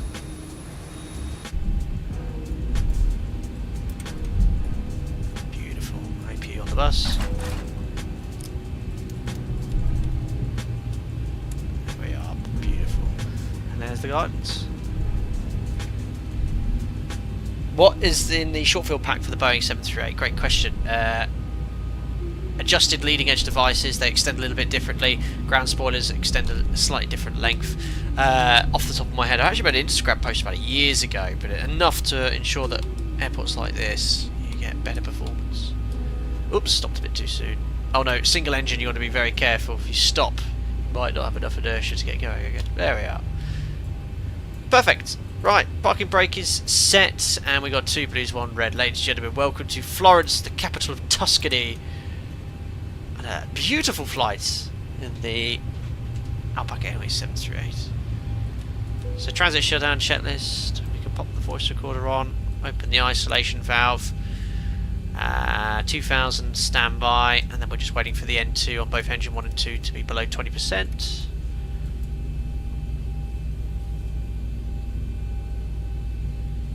Takes ages. Verify position. What? There we are. N1 and N2 below 20%. And ignition light off. Use sky. Flight completed. And then we can now run the transit shutdown checklist. Shutdown checklist. Electrical. EPU on the bus. Get the ground power. Fasten belt. We can have a look at our landing Off. rate as well. Probe heat. Great. Anti-ice. Let's have a look at my landing, which Voice would be recording. excellent. Good. Air conditioning packs. Auto. Engine bleed. On. Damn you, ZIBO! I APU forgot about this bleed. stupid thing. Off. Exterior lights. Checked. Start switches. Off. Ground power. Auto Ground brake. power. Off. Speed brake. Oh, the Sims crashed. Oh, D10. no, it's not. Flat. There we are. Up. No lights. APU Parking off. brake. Set. Start levers. Cut off. Weather radar. No, Chevrolet's checklist Off. doesn't do it for you. You need to do Transponder. it. Stand by. CVR circuit breaker. In. Cockpit door. Not again. Oh. Unlocked. Shutdown checklist complete. There we are. Shutdown checklist complete. Let's have a look at my landing rate score then in a bit more detail. Approach rating. A high rate of descent below 500 feet. Or did I encroach 1,000? I must have done. Landing performance. How do I check that one again? 3 stars. can't remember how to see a landing rating. I want to know how I did. I can't. Not again. Yeah, it must have been mistakes. However, we do know with New Sky, I would have definitely got a 10. Yes, I did. 10 out of 10. $7,000 made. A profit for Alpaca Airways. Great touchdown. 500 feet per minute. I think it was a bit less than that. Beautiful. You need the cockpit door open for the passengers can hurl abuse at you for that landing. Unbelievable, Andy. It wasn't that bad. Thanks for reading the checklist again. 10 out of 10, ladies and gentlemen. New Sky. Rigged. Oh dear, oh dear. There we are. Anyway, we'll leave it like this. It's in the transit setup state with the ground power on. Jimmy can go do the walk around. He's pilot monitoring again. V-Sky check yet. ZIBO. When you start on another airport, the flight before you get a message to verify position, it's because ZIBO remembers last position before close down. Interesting. So they've sort of adjusted that to accommodate for the mod. Okay. Turn off all external lights, then pause. I don't know what that does, Denzi. Harry, could you chock it and release parking brake to increase brake cooling? Yes, well, brake cooling time is based off the parking brake being released. Shoebox Airport for a major tourist attraction city. Absolutely, Anthony. I was actually reading about this on Wikipedia. The reason they can't make the runway any longer is because of the motorway. So there's the motorway here, the threshold is 05, and it's hemmed in by another motorway or train line. Whatever that is, yeah. So they can't actually extend the runway. It was extended a few years back, but that is as short as they can make it for what is one of the most cultural cities in the world with so much history.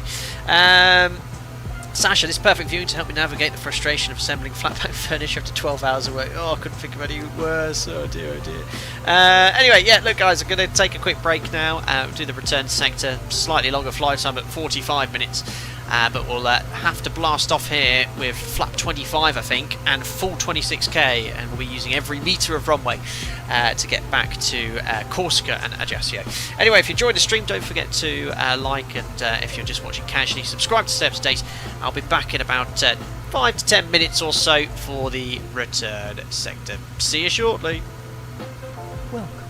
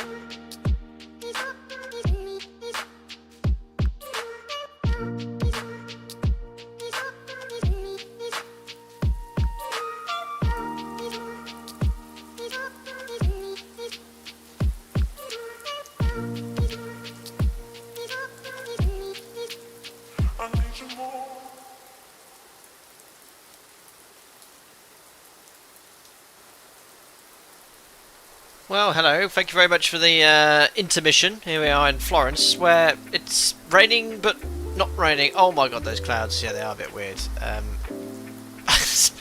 Yeah, this doesn't explain. They love rain. Yes, I can hear rain sound effects, but no rain here in the sim, and it's cav okay here. But there we are. Aircraft's exactly as I left it. GPU still disconnected. Jim's just got back from the walk around. He's been making marshmallows on the brakes, and he's now helping me set up for our return sector to Corsica. As I said, flights will be about 45 minutes. Nice short sectors this evening. I can see some comments there about the runway here. Yeah, I think Sam, 05 only. No way you can get in off 23 here with that display threshold. Super short for that one. Anyway, yeah, is it raining in the sim? It must be. Look, I can see rain here, but it does weird stuff in this sim sometimes with rain, doesn't it? If we actually look at the weather, it'd be funny if it actually said rain. It's cav okay. So there's some weird stuff. It explains live weather at the moment, but do I use wet runway for my performance figures? I don't know, but no, I think we'll stick with dry. So let's get the aircraft all set up. So we would have got the ATIS again. There's no ATC here this evening, no VATSIM events. So weather is 0703 knots, cav okay, 17 degrees. QNH has actually gone up. No, wrong airport. 0703. Why is it still saying Ajaccio? Yes, that's my destination, that's why. Start again. It's still cav okay, 17 degrees, QNH 1006, so it shouldn't be raining at all. QNH is set 1006. Let's set the MFRA, which is going to be 1140. And we'll load up the FMC. So I've synced this up with the new OFP file. So if I go here to ground fuel weight and balance, airside services,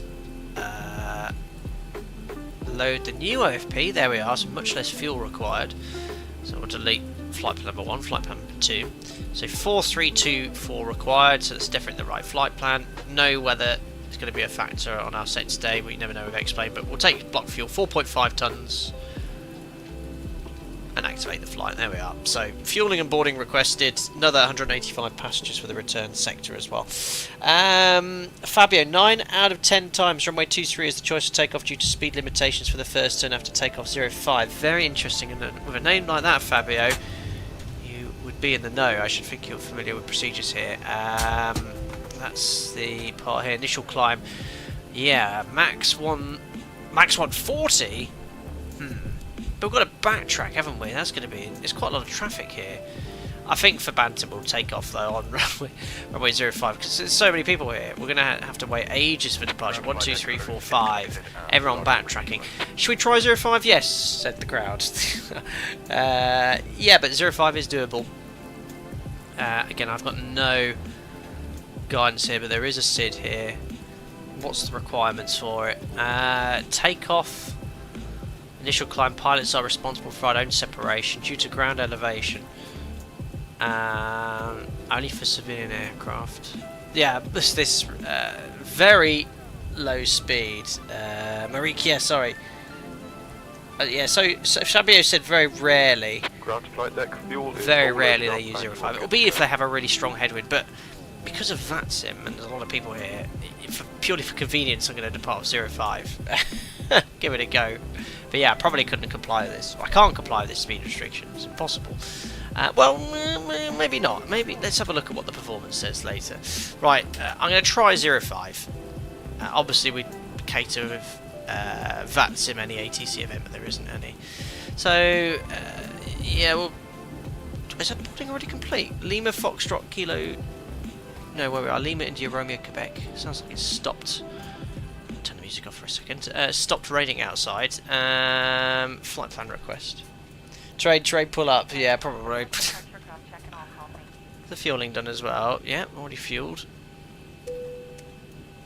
Get the AP up and running as well. Alright, we've got everyone strapped in. Give us a ring if you need anything. We will do, Jill, thank you. It's in a really light aircraft maybe. I think if we use flap 25 though, and just hold that speed, we might be below the 140 and do an NADP 1. Let's see what we can do. Anyway, departures, let's try it. 05. Most unrealistic runway for departure, but it's just to cater for the aircraft on Fat Sim here. So the SID is a what's it called? A Marl 7 Mike. Is there like some sort of weird transition programmed? Yeah, it's all got it here. Romeo Quebec 601. Ah, so this has got to be done in heading select. Yeah, so we're going to climb straight ahead, left turn, 238, intercept the sorry, you can't even see this, guys. So it's a heading select departure. Don't pass 3 miles. Perform turn within 3 miles, Papa Romeo Tango. So what we can do here is build some situation awareness in here. So Papa Romeo Tango, 3 miles. We must not overshoot that on departure. Okay, we must not overshoot that on departure. So we could use LNAV at 400 feet. It's not going to overshoot. And we're going to intercept the 268 radial. So if we put 268 like this, that green dashed line I put in should intercept. There you go. It does intercept, look, that waypoint. So we're just going to go heading select and intercept that radial manually and then go LNAV. That will work for us.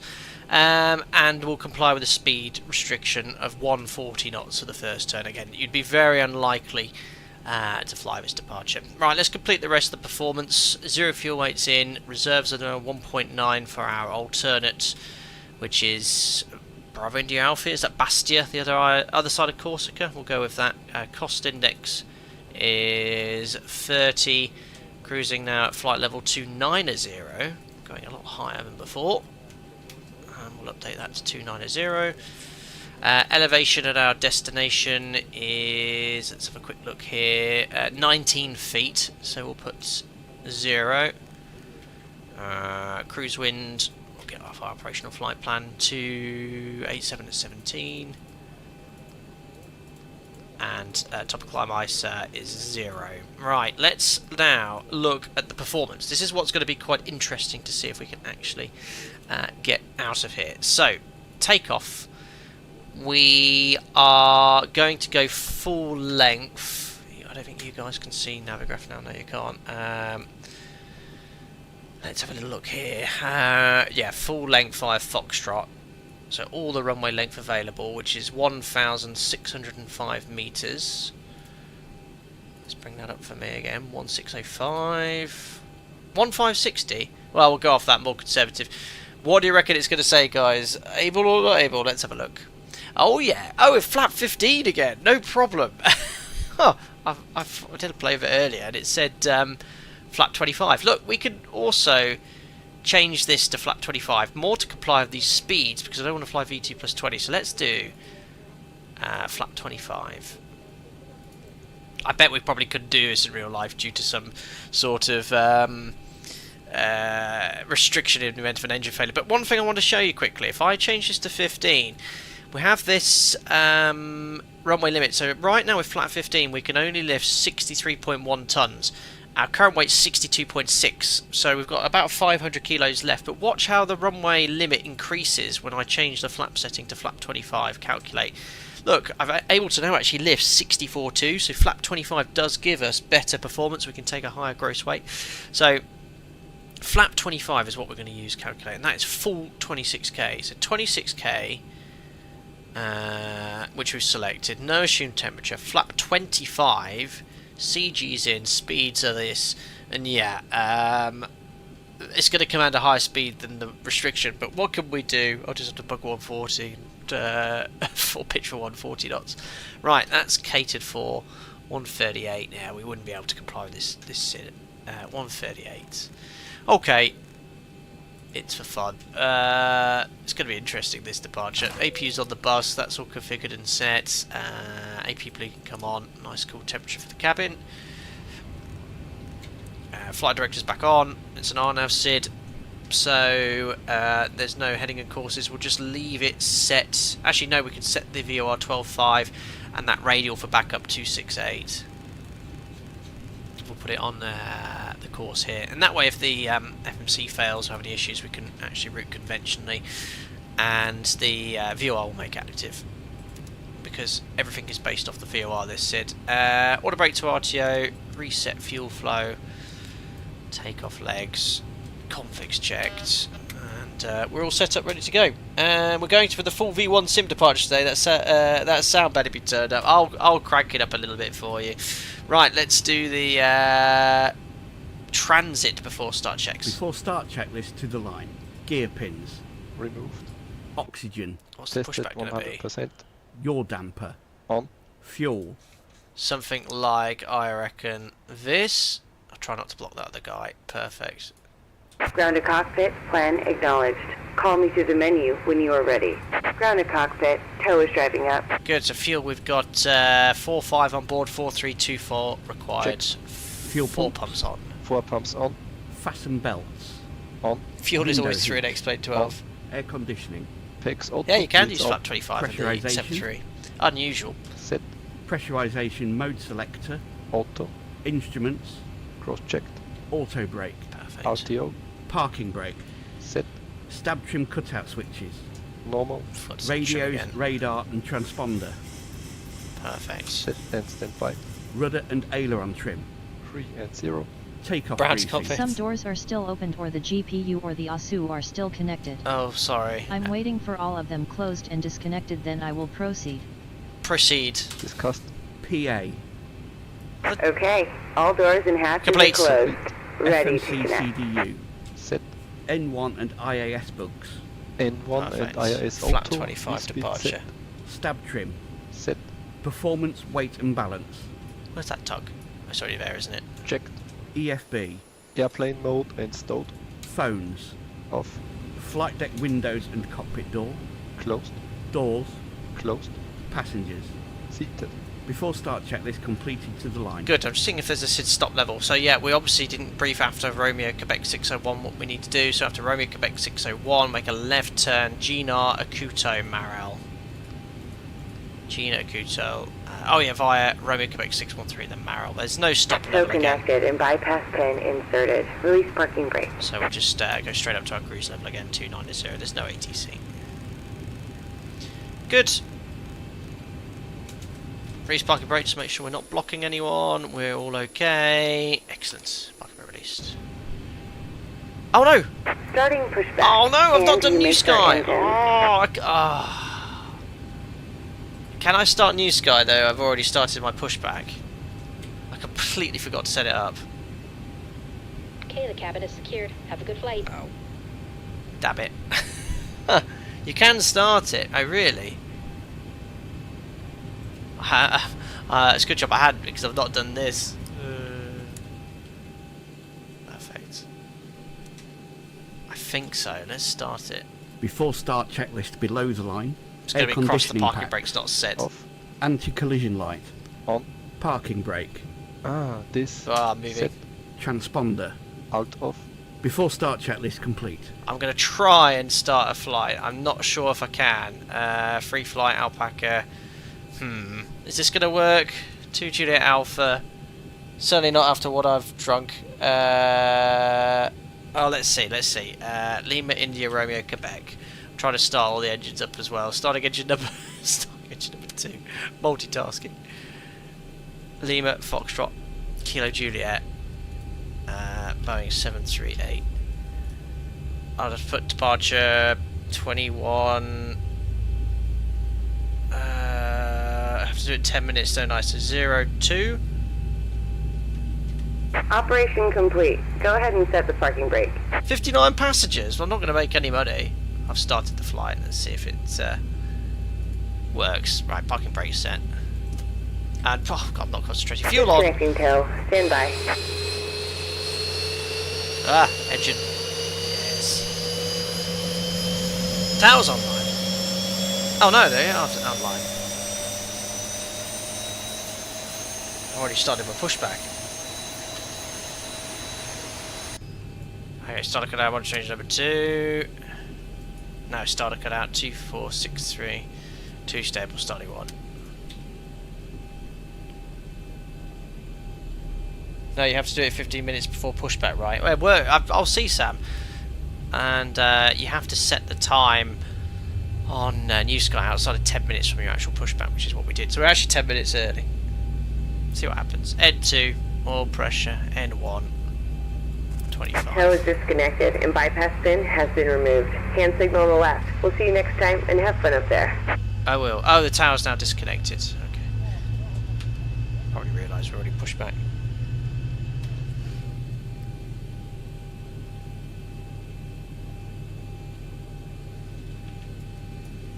It's EJet, isn't it? EJet. It's Italian airline, isn't it? Can't pronounce it. Starter canal search number 1. 1-2 stable. Great. Before taxi flow. Generators on. APU off. Start switches. Probes. That's all set. Flaps to 25. 1, 2, 5, 10, 15, 25. Flight controls. Full forward. Full back. Left. Right. Rudders. Left and right. Beautiful. Recall. Like the lower DU. Before taxi checklist. Before taxi checklist.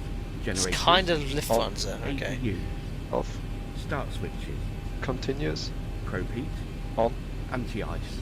Off. Air conditioning. PEX auto. Bleeds on. Isolation valve. Auto. Flaps. Flaps 25 required. Flaps and selected. Green light. 25. Stab trim. Set. Start levers. Idle detent. Flight control. So we're going to taxi right here and then Recall. Foxtrot for runway 05. Before taxi checklist complete. And Alpaca 2 Juliet Alpha to Florence traffic, taxi to runway 05 Bravo. Alright, parking brakes released. Turn off taxi, do a config check. No config warning horn. Let's go back to Corsica. Oh, taxi's like a dream. Before takeoff checklist, please. Before takeoff checklist to the line.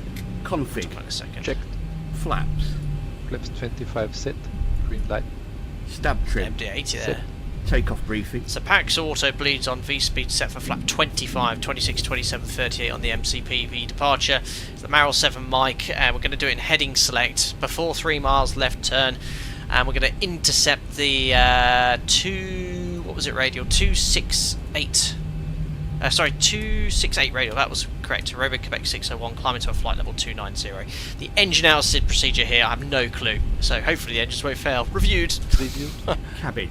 Secure. Packs off departure, Before not takeoff needed. checklist completed to the line. Perfect. That was a short taxi. Right, no one on final. Looks all clear to me. Answer perfect, Limit 5 November, Victor, taxi runway 05. Dow Pack 2 Juliet Alpha, take off runway 05. Below the line. Before takeoff That was a checklist quick below taxi. the line. MCP. Not again. Oh yeah, for whoops. Heading select. Set. Transponder. Damn. Whoops. TARA. Strobe lights. On. Landing lights. On. Before takeoff checklist complete. Perfect. Pay for runway, use all runway. There we are. I don't know if this is a display threshold in real life, but I'm going to use it. The engine out SID starts similarly, but with an even lower speed restriction. Oh wow. So you've got to make sure you're at least at V2. Right, I'll try and comply with 140. I'll look through the fly director, but we'll use it. Right, there we go. Crikey, yeah, the engine out SID would be very similar to the SID. Right, unusual to depart of 05, but let's give it a go. Togas and jets. 40%. Reset my clock. Timing. Should probably hold down the brakes. Perfect. Come on, engines. Stabilised. Set takeoff thrust. Full 26k. We're off. Woo. Takeoff thrust set. Indications normal. That is sure. 80 knots. Checked.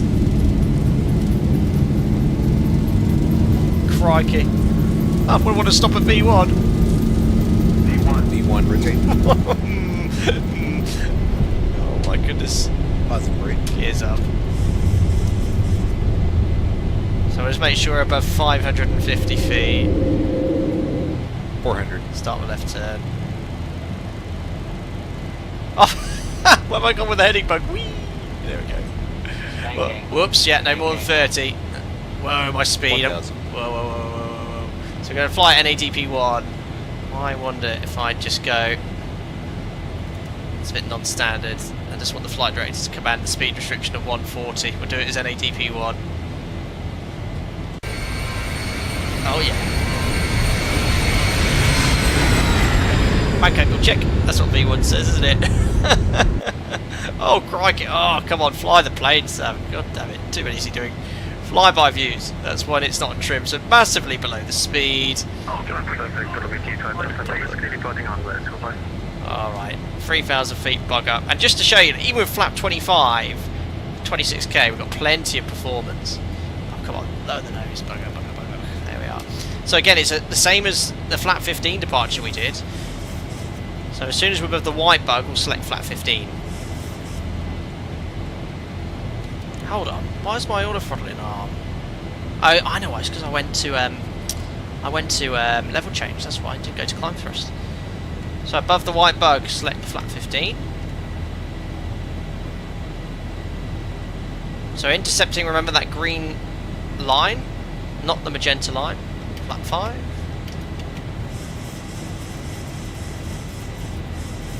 Above the 5 bug, select flap 1. Show you a neat trick as well. If I'm quick, I'll have to get the autopilot in with this though, guys. Command.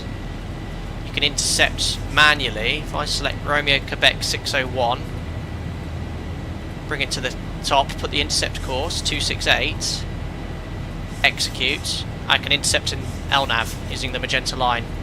There you go. LNAV and flaps up. Set standards.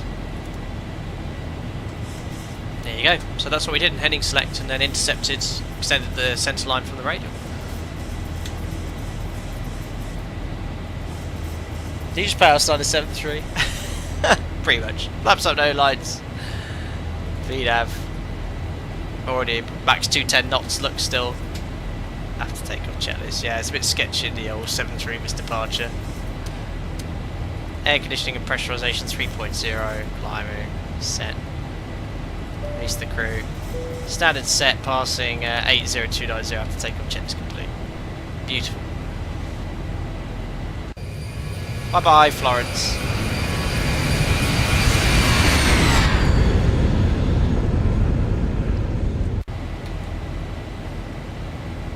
There we are, past the speed restriction. We're now onto the SID, which is left turn GNR 6,000 feet above, which we're already well above. Cruising at 290. So it's going to be again quite a short cruise segment, but a beautiful departure.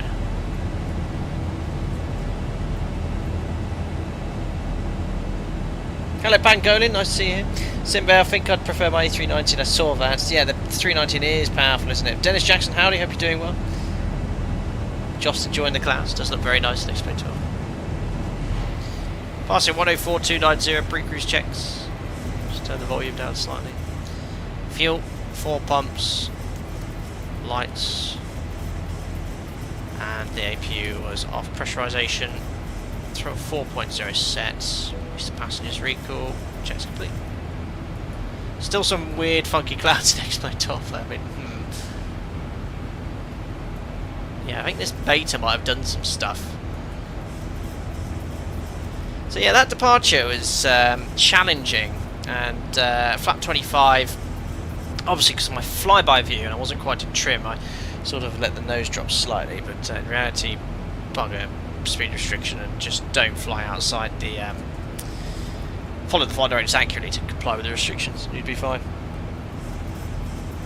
Andy, bedtime for you, 5 AM alarm, ouch. We'll catch up with the stream probably over the weekend. Awesome, Andy, well thank you very much for popping in, buddy, and hope your shift tomorrow's okay.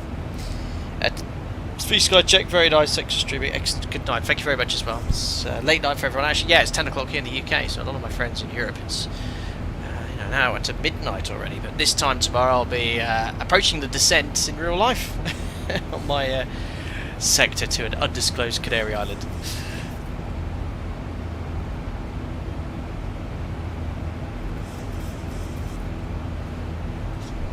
Beautiful. I have to say the ZIBO mod is flying really well today as well. Very nice. We will be serving a variety of complimentary drinks. Oh, there's the beer. Craft beer on board Alpaca Airways today, ladies and gentlemen.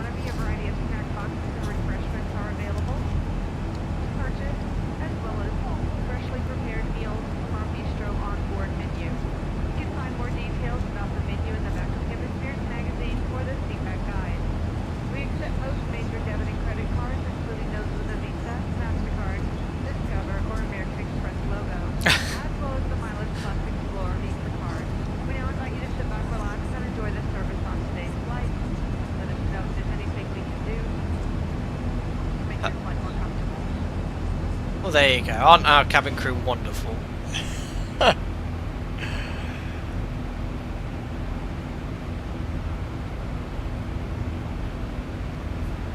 Perfect.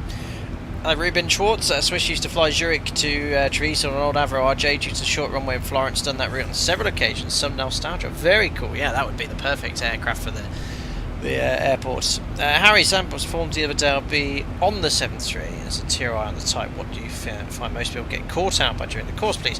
Any advice is more than appreciated. I mean, every candidate is different. Some people have stronger areas than others.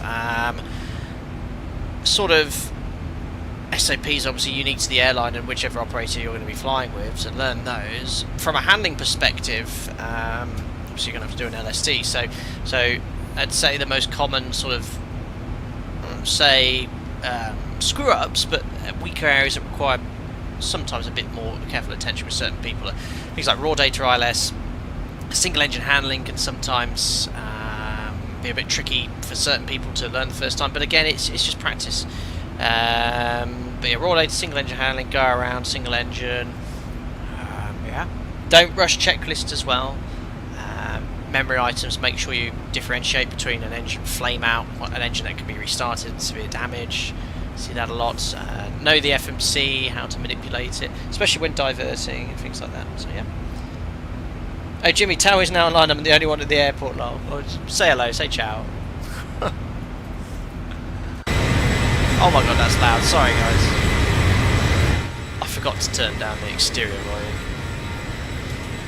We're about to go into the... I mean, these clouds look great. And I love how it's darker here and getting lighter in this direction because of this overcast condition.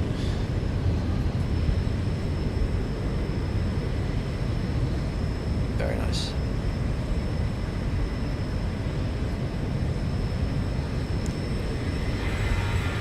Very cheeky if you want. First one back, now my ears. My landing wasn't that bad, was it? In Florence, was it? It's perfect for the airport. Beautiful. Hi Tom Fleming, new member. Do you have to update your logbook after every flight, or is it automatic at the airlines? Yes, we are responsible ourselves for logging our hours, as you would do in a light aircraft. But with software, for example, at my operator, we get an email after we've been flying, which is basically a flight log with all your flight details, which we logged using the logging software we have to use to track the flight. And with that, my logbook can recognise that format, and then it will add it to my logbook automatically. I just have to drop the file. So yeah, very easy. Hello Nathan Westhead. You've been a subscriber for a long time. I don't know if you've been a member for too long. It says, yeah, Naples is a bit funky from what I've heard. Yeah, it's not for the faint-hearted, that's for sure. Short runway. Captain, we'd like to push your buttons here, Captain. Forgive us. Oh, I'm used to it. Oh, I'm used to the banter. Oh, you know, the flight has to go absolutely perfectly. Otherwise, I get absolutely rinsed in chat.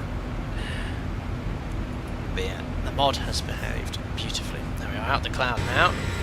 There's definitely a few funky things going on with the clouds in the sim. But there we are. It's now terminated. And we're overhead Marrow, just south of Pisa. Elba, over our alternate Bastia. And we're looping around to the north to be landing on runway 02. Beautiful. Sam, yes, and rightly so, you're a pro. It's, hardly. Rinsed and then repeated, Brandon. Oh, Simbear, my goodness, again.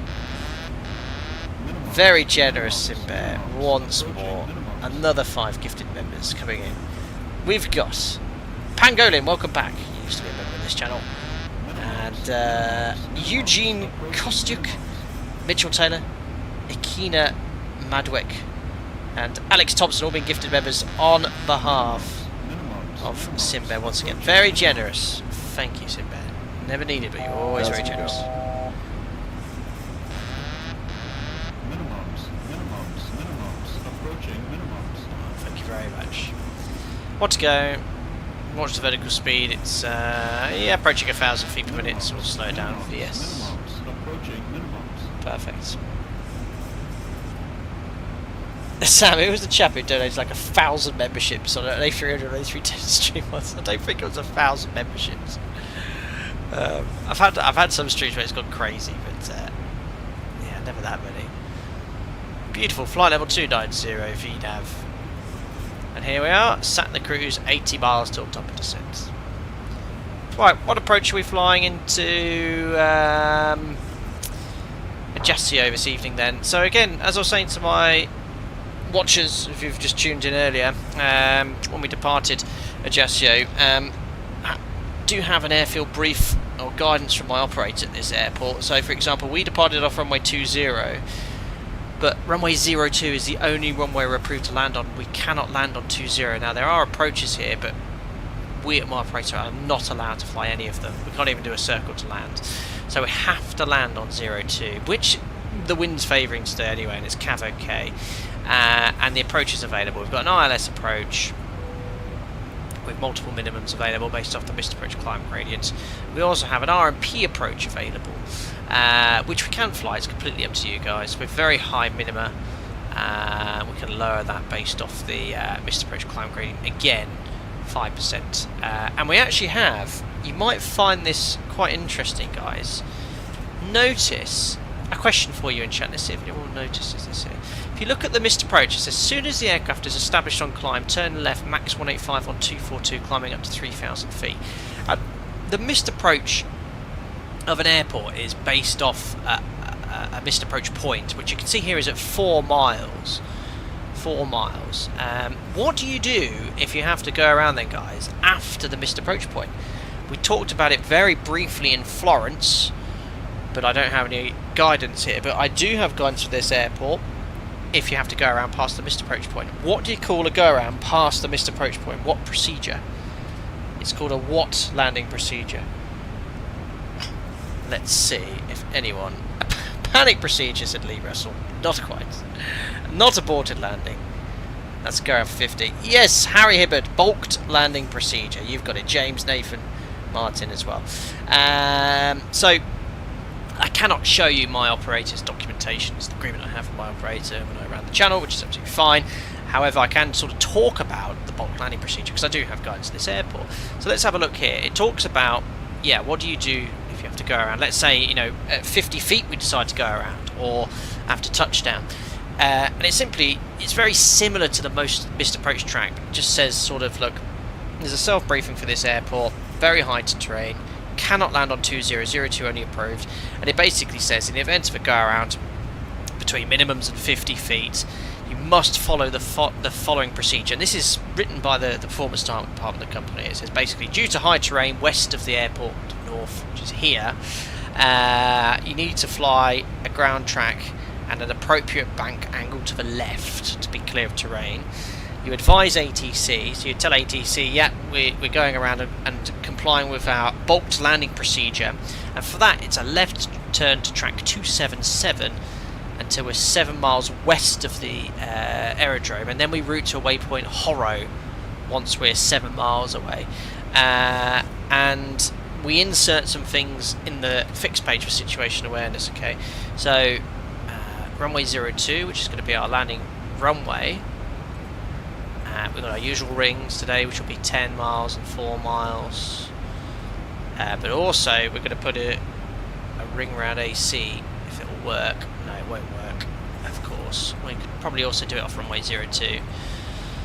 So AC is the DME here, and it should work in real life if you select it, but we'll put 2 miles. And what the 2 mile ring is, it's basically for situation awareness. And then we put this waypoint in here, India Kilo Juliet 20. This might not be in the database with the ZIBO mod. Oh, it is. Perfect. With a radial 097. So basically, this is how we have to do the bulk landing procedure, and I'd write this down on a piece of paper in real life. Ah, where's the runway gone? Oh, I never selected the arrival, did I? Oops. ILS Zulu 02 via Horo transition, execute. That's better. I was wondering where the approach was. There we are. Good. So, our bolt landing procedure is basically go straight ahead to the first fixed ring, 2 miles. Once we're at 2 miles from Alpha Charlie, this green line here, okay, this green line here, notice the blue line is the standard missed approach. We won't fly that. We go out to 2 miles, we then make a left turn until we're tracking 277, inbound to India Kilo Juliet 20. So that's where we fly inbound to. Okay, India Kilo Juliet 20. We climb to 3,000 feet and we adjust our angular bank to accurately establish on the radial 277, which we've created, the 097 outbound. And then once we're there, make a left turn at the 20 point direct to Horo. So it's like we built it ourselves, and then we just go outbound towards this point here. And you tell ATC and they're aware of it. So 2 miles left turn onto radial 277, inbound to India Kilo Juliet 20. What does it say, radial 277? It's actually the other way around, it's the other opposite radial. I don't know. And then left turn to Horo. So basically, that's the bolt landing procedure. And this is created by... Actually, I don't know who writes it. I think it's written by our performance department. They submit it to the airport and they either approve it or deny it. But it says in our guidance, you advise ATC you're doing the bolt landing procedure and they'll expect you to do this. They're aware of it. So yeah, that's what you'd have to do. So why do the approaches exist, said Pangolin. How do you mean, why do the approaches exist? Not sure what you're asking. You need to get an approach to get onto the runway. Nathan, would you fly that initial turn in heading state? Absolutely, yeah. The magenta line isn't programmed, or the routing isn't there, so you'd have to use heading select. Would IKJ20 be an overfly point? Doesn't really matter. By that point, I'd probably request direct Horo once we're clear. But it's just essentially to make sure that, you know, you should already be visual at this point. The minimums are quite high. And then just to make sure you're clearing all of the terrain here. But that's what it looks like. It's a bit sort of messy on the ND, but you sort of build it and you've got something to follow. But yeah, at 2 miles you'd start that turn here and just adjust the angular bank to intercept that green dash line. So 2 miles is not very clear, I know. Whatever angular bank you need to get established on that and that green line. Okay, and then once you're there, left turn. It's quite cool. We're essentially told what to do, and just if you have to fly it, you have to fly it, and that should keep us clear of terrain. And that's the main threat really with this airport is that high terrain event for bolt landing procedure.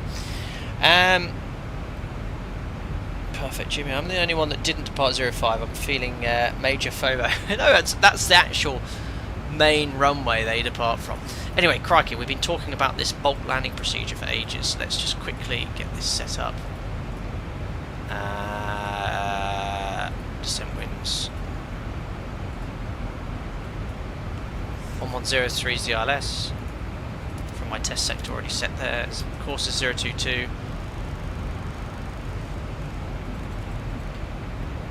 022. Minimums. Oh, sorry, I didn't have the charts up. Yeah, so we again have to check the higher missed approach climb gradient. So here it's based off 2.5 on the main chart, but there are secondary charts here. So if you select this, in the OPT you check the higher missed approach climb gradient to see if you can fly them, and that allows us to set a slightly lower minima. So 2.5 was much higher, but look, if we can do a 5% missed approach climb gradient, which we'll say we can, we can set the minimums of 995. So let's go off that.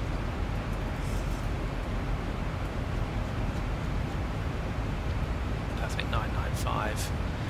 And the RVR requires 2,400 meters. We talked about the ground, we talked about the bolt landing procedure. It's all in. Circle to land is based off runway 02, prohibited east of runway, but there is an ability to do a circle to land here. Again, we do not have the approval to fly this. And yeah, we've discussed all that here in detail. Ajaccio will put on standby 14.8. Cool. Short status like this, they are very intense, always briefing, no time for chit chat. Great. We've discussed the go around, we've discussed the bolt landing procedure, just the landing performance. Oh yeah, we never loaded the winds in. QNH destination is 1008. Executes. Great. Landing performance then. Nice long runway. Well, I say it's not that long, but compared to Florence. What do we got here? Ah. There we are. 2,300 metres beyond threshold. 2,073. No, there's no change. There is no threshold. So 2,300 metres, and we can vacate at hotel at Charlie. Reset MCP. I'm on it. 500 kilos to burn. Landing weight is going to be 60.9. We'll now use flap 30 or the brake 3. Beautiful. Let's reset MCP out. There's no restrictions to set here. 80 or below. Let's go for 80.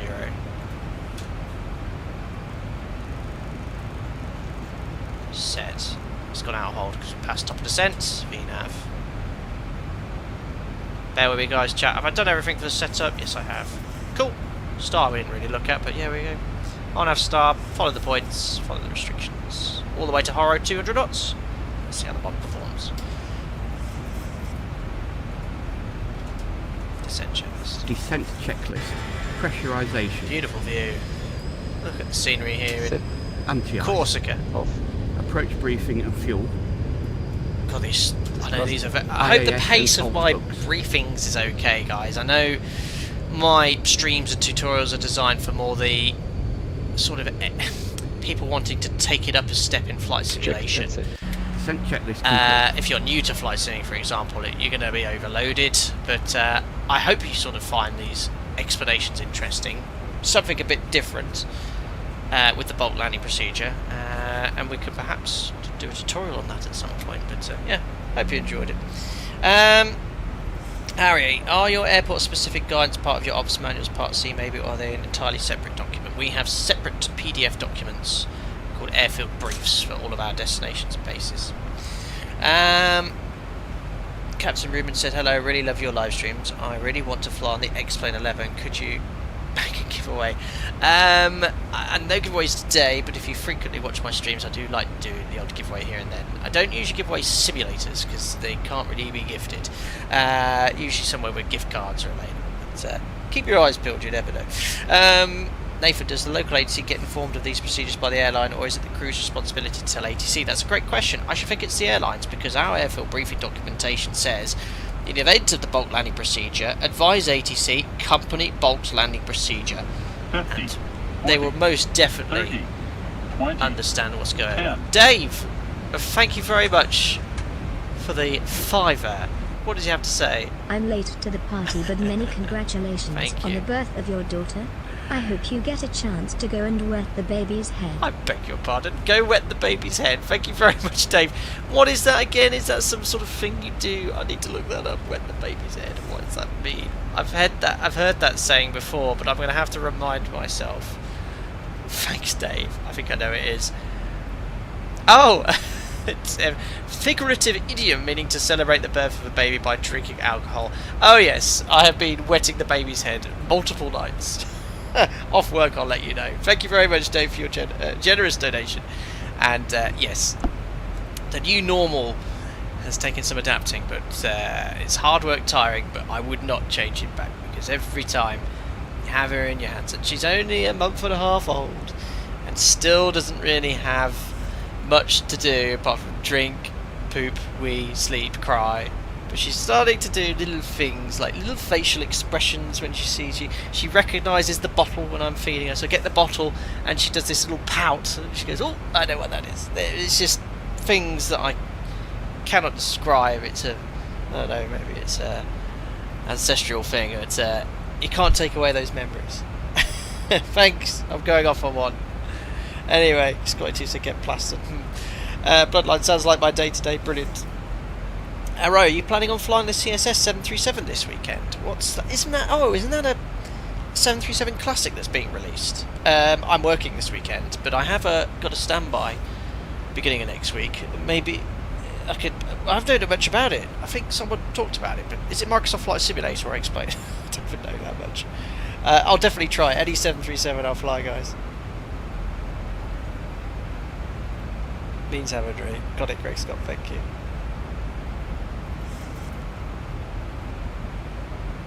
Perfect.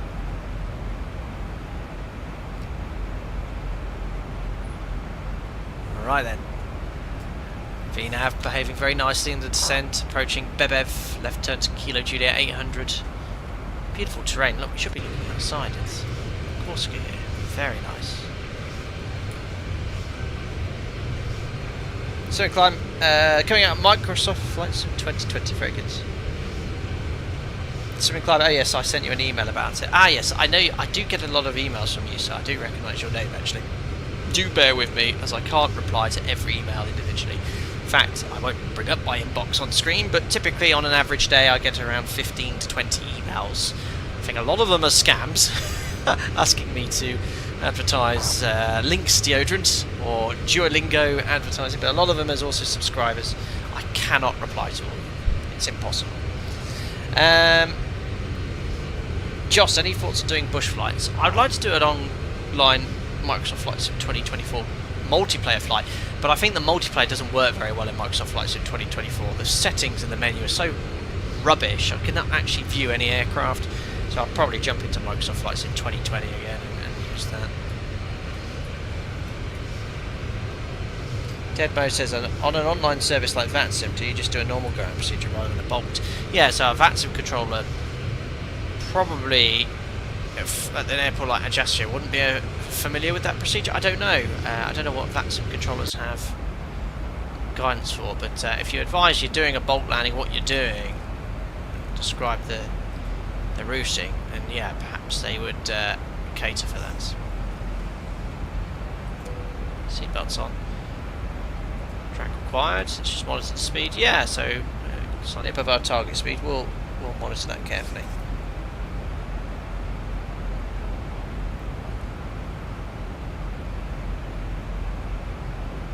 Ethan, is the classic 737, the 300, the same as the 800, or are they different due to differences in the flight deck?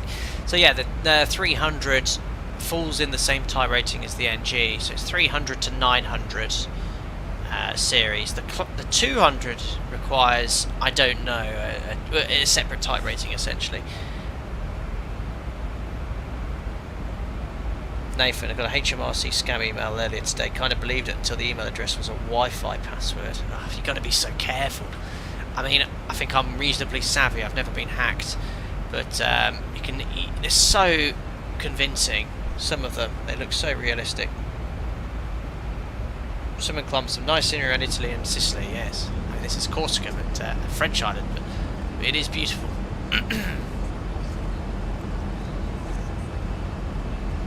Wow, 2-sector stream and we've only been going 2 hours 20 minutes. I mean, it's been super short for a 2-sector stream, they're usually 4 hours. There's a few 200s dotted around flying. In Canada there's a 200. Always forget the airline.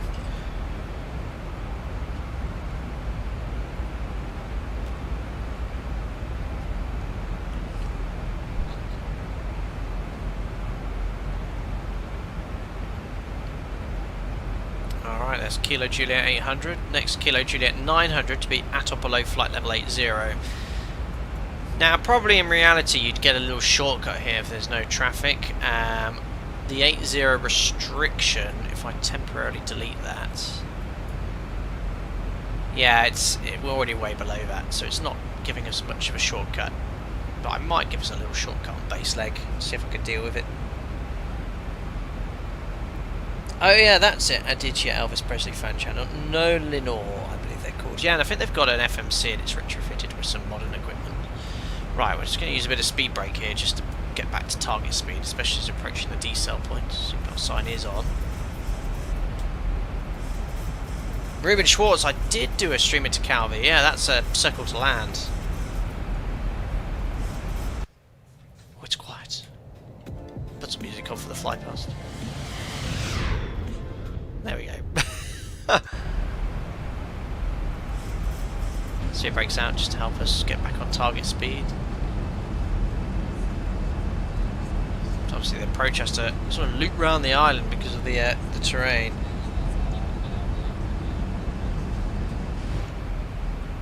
Passing 100 for 80, slowly stow the speed brake as we get back to 250 knots. And the post-cruise checks, 4 pumps on, lights, logo, angular bank, 25, pressurization 3.5 set, belts on, recall, checks complete. get the speed brake back out again. Exactly that, Ilka helps. I just saw your comment. Yeah, we force lower level in the FMC, and VNAV will place us lower. Then when we get the shortcut, we're sort of already on path. That's exactly what we do, which I do on a lot of live streams. But obviously here I didn't really plan for that. But I can give myself a little shortcut. So if we were to anticipate that, let's say ATC said, yeah, at Kilo Juliet 900, or just before you get a shortcut, I can anticipate that by going level change, bring the speed back, and then I can extend flaps for the inevitable shortcut, which is what I'll do. I'll give myself a shortcut to CI02 very shortly. So let's imagine ATC said, yeah, you're now cleared Charlie India 02 descend altitude 3,000 feet. 1,000 to go. LNAV's available, LNAV, and the QNH is, let's just double check here, Navigraph. QNH is 1008. There you go. So because I've already bought the speed back, I can now actually, you know, trade a bit of that kinetic for potentially to kinetic energy. So level change, because of bug 230, the aircraft's going to start pitching down. This is why I love the ZIBO mod, by the way. Look at the IVSI change, nice and smooth. There's a number of add-ons I've flown recently where the pitch is very aggressive in pitch speed modes like level change. I remember flying the Indy builds, which is a great aircraft, the A350, but when it starts descending, it's very aggressive. The ZIBO is very smooth, just like the real aircraft. You wouldn't feel that change of pitch that we're getting. Beautiful. So yeah, you know, we sort of anticipated, removed energy from the aircraft by reducing our speed. We traded some of that kinetic potential energy into kinetic by increasing our speed again back to 230. And look at that, we're almost now perfectly on path, and that's based off a speed of 250 knots. So yeah, we're good.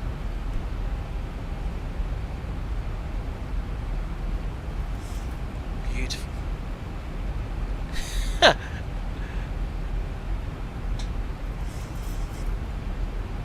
Perfect. Alright, back on path, go back to VNAV. It's actually going to command slightly higher speed because it's based off the decel from 250. That's fine. So the thrust might come up slightly. There's a bit of noise on my speed brake lever. Beautiful. Let's do the approach checklist. Altimeters and instruments. So again, what is it with X-Plane? In Florence we had the ident really far out. Here again it's no ident once more. We're only 18 miles away.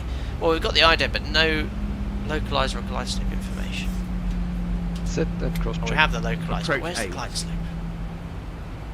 Checked and set. Approach checklist complete. Good, well yeah, we're all good for the approach checklist. Perfect. So routing direct to the centre fix. Next will be localizer live, localizer capture. VNAV has been behaving very well in the ZIBO mod today, and that's probably one of the most difficult things for a developer to model, things like localizer and glide slope, but this has been very, very nice with the mod. Bang on. Vertical speed. We'll do it 2 CDAs today. JTFF Mud says, can you check the glide slope deviation deploying flaps during the approach? How do you mean? Sort of the pitching moment from flaps extending, the ballooning. Not sure what you're referring to there or what you'd like to see. If you're hand flying and extend flaps, the aircraft balloons, which would put you high on the glide slope, they shouldn't make the glide slope move otherwise. Flap 1.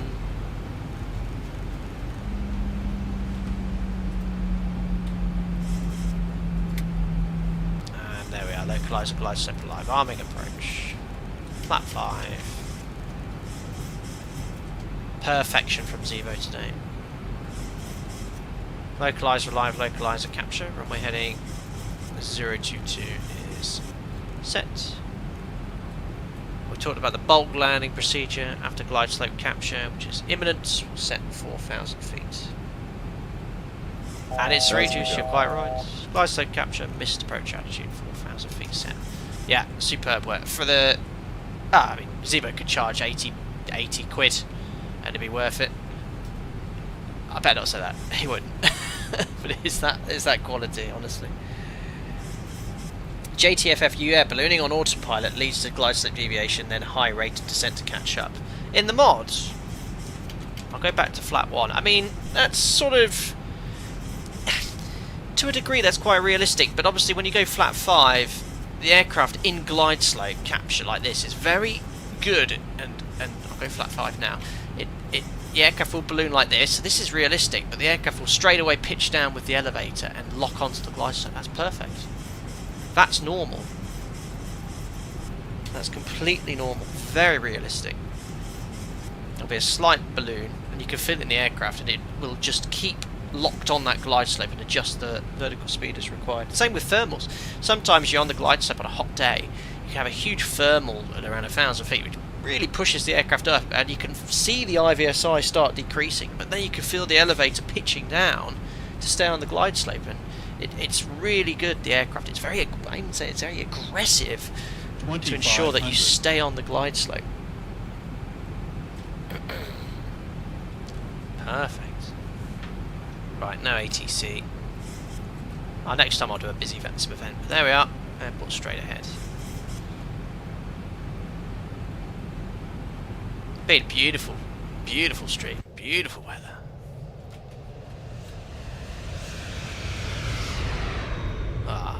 Surreal.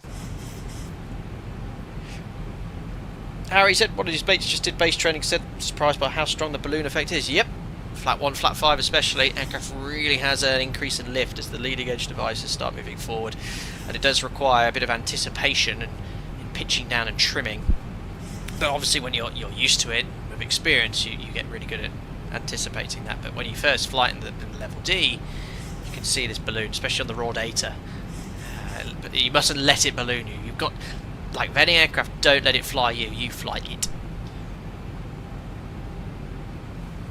I think he means the ballooning at flat 15 and 30, the aircraft gets a bit unstable. Okay, didn't have that on the first sector. Let's have a look. We'll monitor the performance with the autopilot then. Let's get to 4 miles. Perfect. So, 4 miles, gear down, flat 15, match speed. Let's have a look. So flat 15, there's the balloon from the flaps, and the aircraft's pitching down. That is as per the real aeroplane. And look at it, elevator pitching down to get back on the glide slope. That's perfect. 100. Checked. Oh yeah, we are visual, aren't we? Yeah. That's as per the real aeroplane, guys. Landing checklist. That's that ballooning. Okay, actually, I see your point here. Not quite as much as that. Speed brake. Green light. Landing Shouldn't gear. balloon as much as that. I see where your point, Mudman or whatever your name was. Reset. Flaps. Flaps 30 set. Green light. Landing lights. On. Landing checklist complete. It's pretty good, 2 is 2 heights. Yeah, there's maybe a slight excess oscillation, but it's not that bad, JTFF mode. Not to the point where there's a little bit of that in real life. Not as much though as the ZIBO mods. Well observed. Right, disconnecting. 500. I logged off that so there's no ATC or traffic around. Beautiful conditions.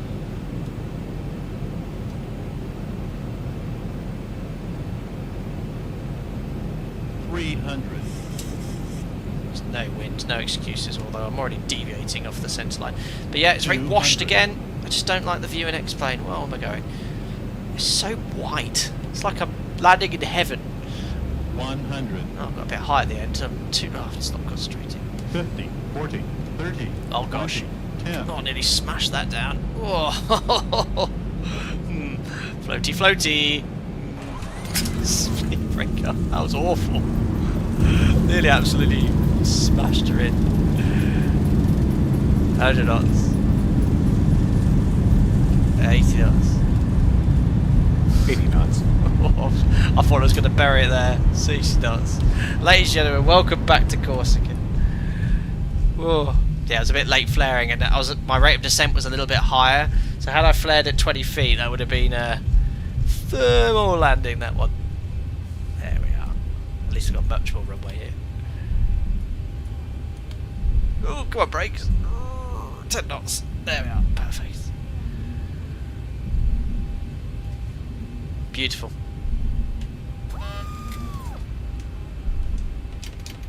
There we are. Flaps coming up. Ah, the trim was a bit better there. Yeah, with the other landing it was like 4 units already. Break off. Transponder to out off. What else we got to do? That. 100 knots.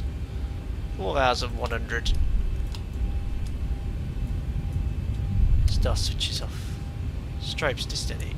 And probe off as well. I have no idea where I'm going. I'm on the grass! That's why there's 2 of us. And Jim does the taxi and flow. I hope I don't get penalised by New Sky. Let's not talk about that ever again. I don't often have a taxiway excursion. Oh, look, a penny, yeah. APR might help too. Harry, yeah, look, listen. You've got to save a bit of fuel for your operator. Your operator won't be pleased if you're turning on the APU as soon as you vacate the runway. Right. Much to learn, young Harry. Much to learn, but congratulations on getting your first job. There we are. Flight deck to grass. Right, taxi and flow. I can't even remember what stand I started on at the start of the stream. I always like to return to my original stand. I think it was stand 8. Let's go on stand 8 or 7.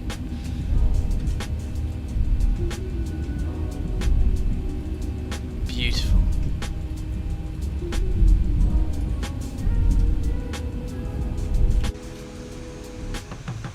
There we are. Not a single dent. A little bit of grass on the nose wheel, but that's all.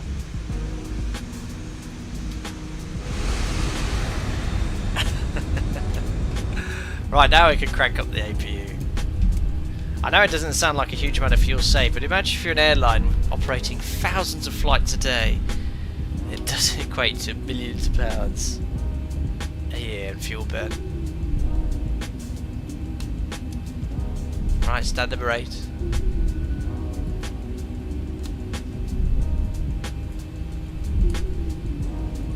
Right, 3 minutes since landing, shut down engine number 2.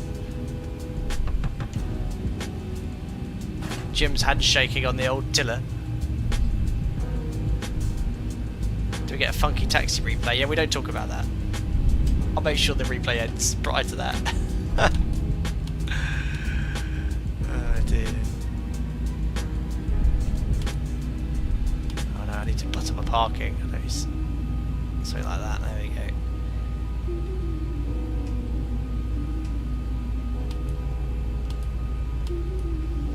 Beautiful. Ah, superb. Right. Parking brake set, AP available, and we can shut down engine number 1. Ladies and gentlemen, welcome to Ajaccio on the island of Corsica. What a beautiful stream. What a beautiful flight. Do the full shutdown flow now. Window heat can go off. Electric hydraulic pumps can come off. We'll open that. Transponder 2000 standby, and then we verify that engine 1 and 2 is below 20% as before. And 2 below 20%. Anti-coal off. There we are. And the flight's complete. Beautiful. And then we'll oh no, we don't have GSX, but we do have a sort of end procedures. There we are. Look, you can see the ground equipment automatically coming. Sort of GS X-plane style. Joss, thanks for the flight, you're most welcome. Harry, awesome stream, thank you, most welcome as well. Jack O'Driscoll's getting my PC specs. Swim and Klein, have you ever accidentally said Alpaca Airways in real life flying? Nearly, but not yet. Captain Orange, any tips for getting your first job? What, airline or just job generally? Be prepared, study what you need to do, and you'll be absolutely fine. Whoa, this doesn't usually happen in X-Plane. What's going on? What's all these buses come from? Amazing. What's going on? I don't usually get this. What have I done differently? Is this an X-Plane update? I'm not sure. Oh, very good. Oh, Nathan, is there a way of determining the IRS if it needs alignment? Yes, well, we just wait until it says, well, that's a ZIBO thing, verify position. But you get IRS pos disagree. If you select pos, you'll be able to see any IRS drift. There you go. There's a little bit of drift, but yeah, that's fine. Usually after 4 sectors from early to late, the crew forget to do a full alignment on the next sector on the late shift.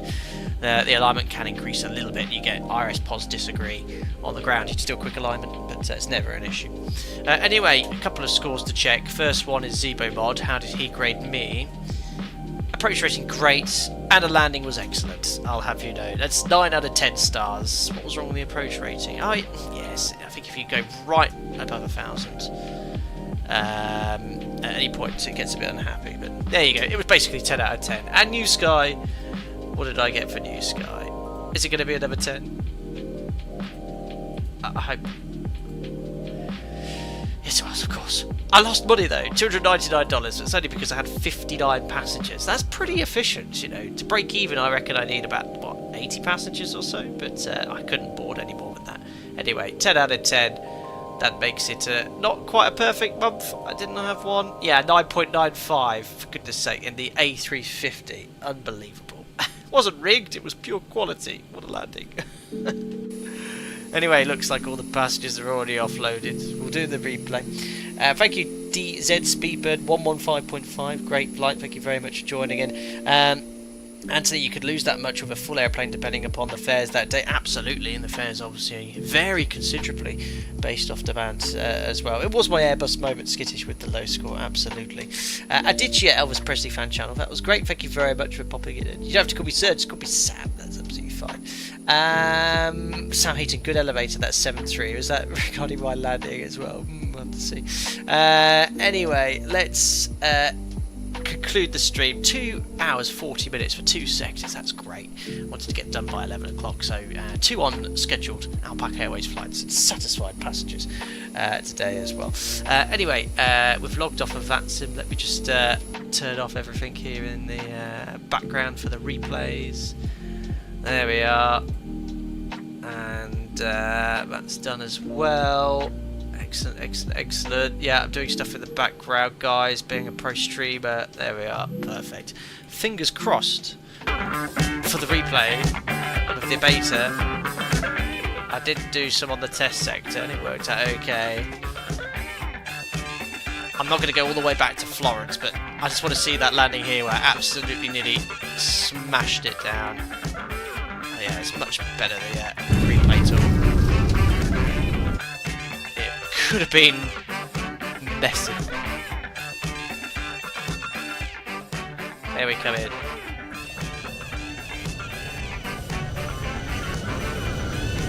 I well thought you binned it. I know I thought that as well.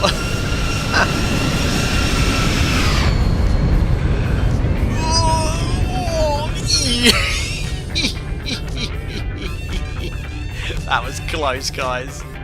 That was so close to absolutely caning it in.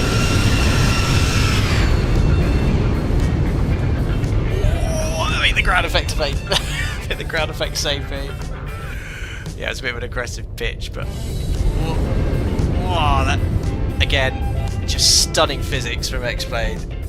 So good, and you know, Microsoft Flight Sim handles great, but this is how an aeroplane flies in real life, guys. This is how it flies. Oh, that could have been hard.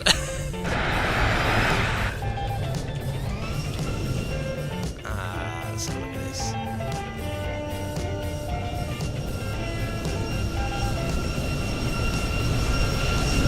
This looks so realistic. Oi!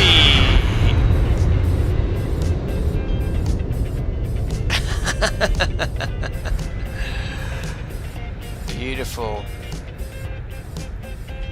I've got to do a few more of those. Oh, it makes me want to fly the Phoenix 7.4 again. Love watching that thing land.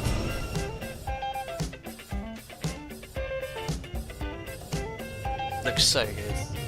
Cheers, Domino Mosin. I hope you're doing well, buddy. I didn't see you in the stream today. Thank you. Well, I didn't acknowledge you there, buddy. Thank you.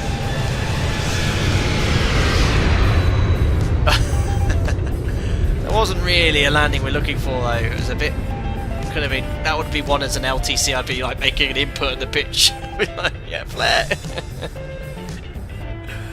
Oh yeah, looks amazing. Let's have a look at the tower view. Here they've gone Sacre Bleu.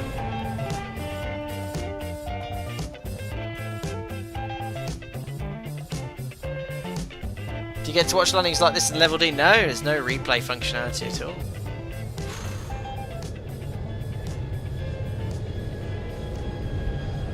There we are. You know what I really love about this sim? You can see it here. It's really cool. So if I just go into slow motion, you can see when the speed brakes deploy, the weight go on the wheels. You can see the wing flex as well, because obviously it's generating a lot of lift. So watch this, the main's touched down. See a bit of a float there, so just speed up slightly. There you go, so I'm going to go slow. Right, there we are, so the lift's unloading the wing now. Watch the speed brake come up, and watch the weight go down on the wheels. Look. There you go, and that's the ground spoilers. That's why ground spoilers are so important.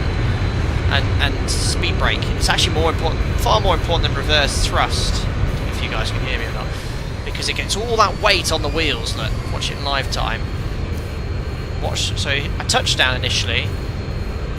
No weight on the wheels. Watch that. Go, you can see all the weight because it's pushing down the gear, and that makes the braking far more effective.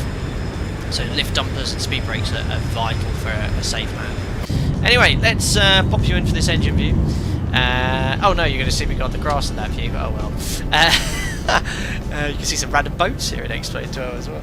Right then, guys, thank you very much for tuning in for another live stream in the ZIBO MOD 737 and X-Plane 12. Lovely Tuesday today, and with so many great aircraft available in all the different simulators, we don't often jump into what was essentially the only aircraft I streamed for a number of years when I started live streaming. I've done over 200 ZIBO mod streams, and it's one of my favourite 737s. It's one of my favourite add-ons, so you know, we'll always go back to this aircraft at some point on the channel. Anyway, I digress. Thank you once again to everyone's generosity today, to everyone that gifted members. Thank you, Simbear, who gifted 10 members today. Very generous of you, sir. If you enjoy the show, don't forget to like and subscribe if you want to stay up to date with the latest content. Back to work tomorrow, but I do have a couple of standbys. But obviously, with baby and a lot going on, I'm married at some point in the near future. I am incredibly busy, so I'll try and do what I can when I can, guys. Anyway, thank you very much for tuning in. Enjoy the upcoming weekend, and I'll see you all very soon. Bye bye.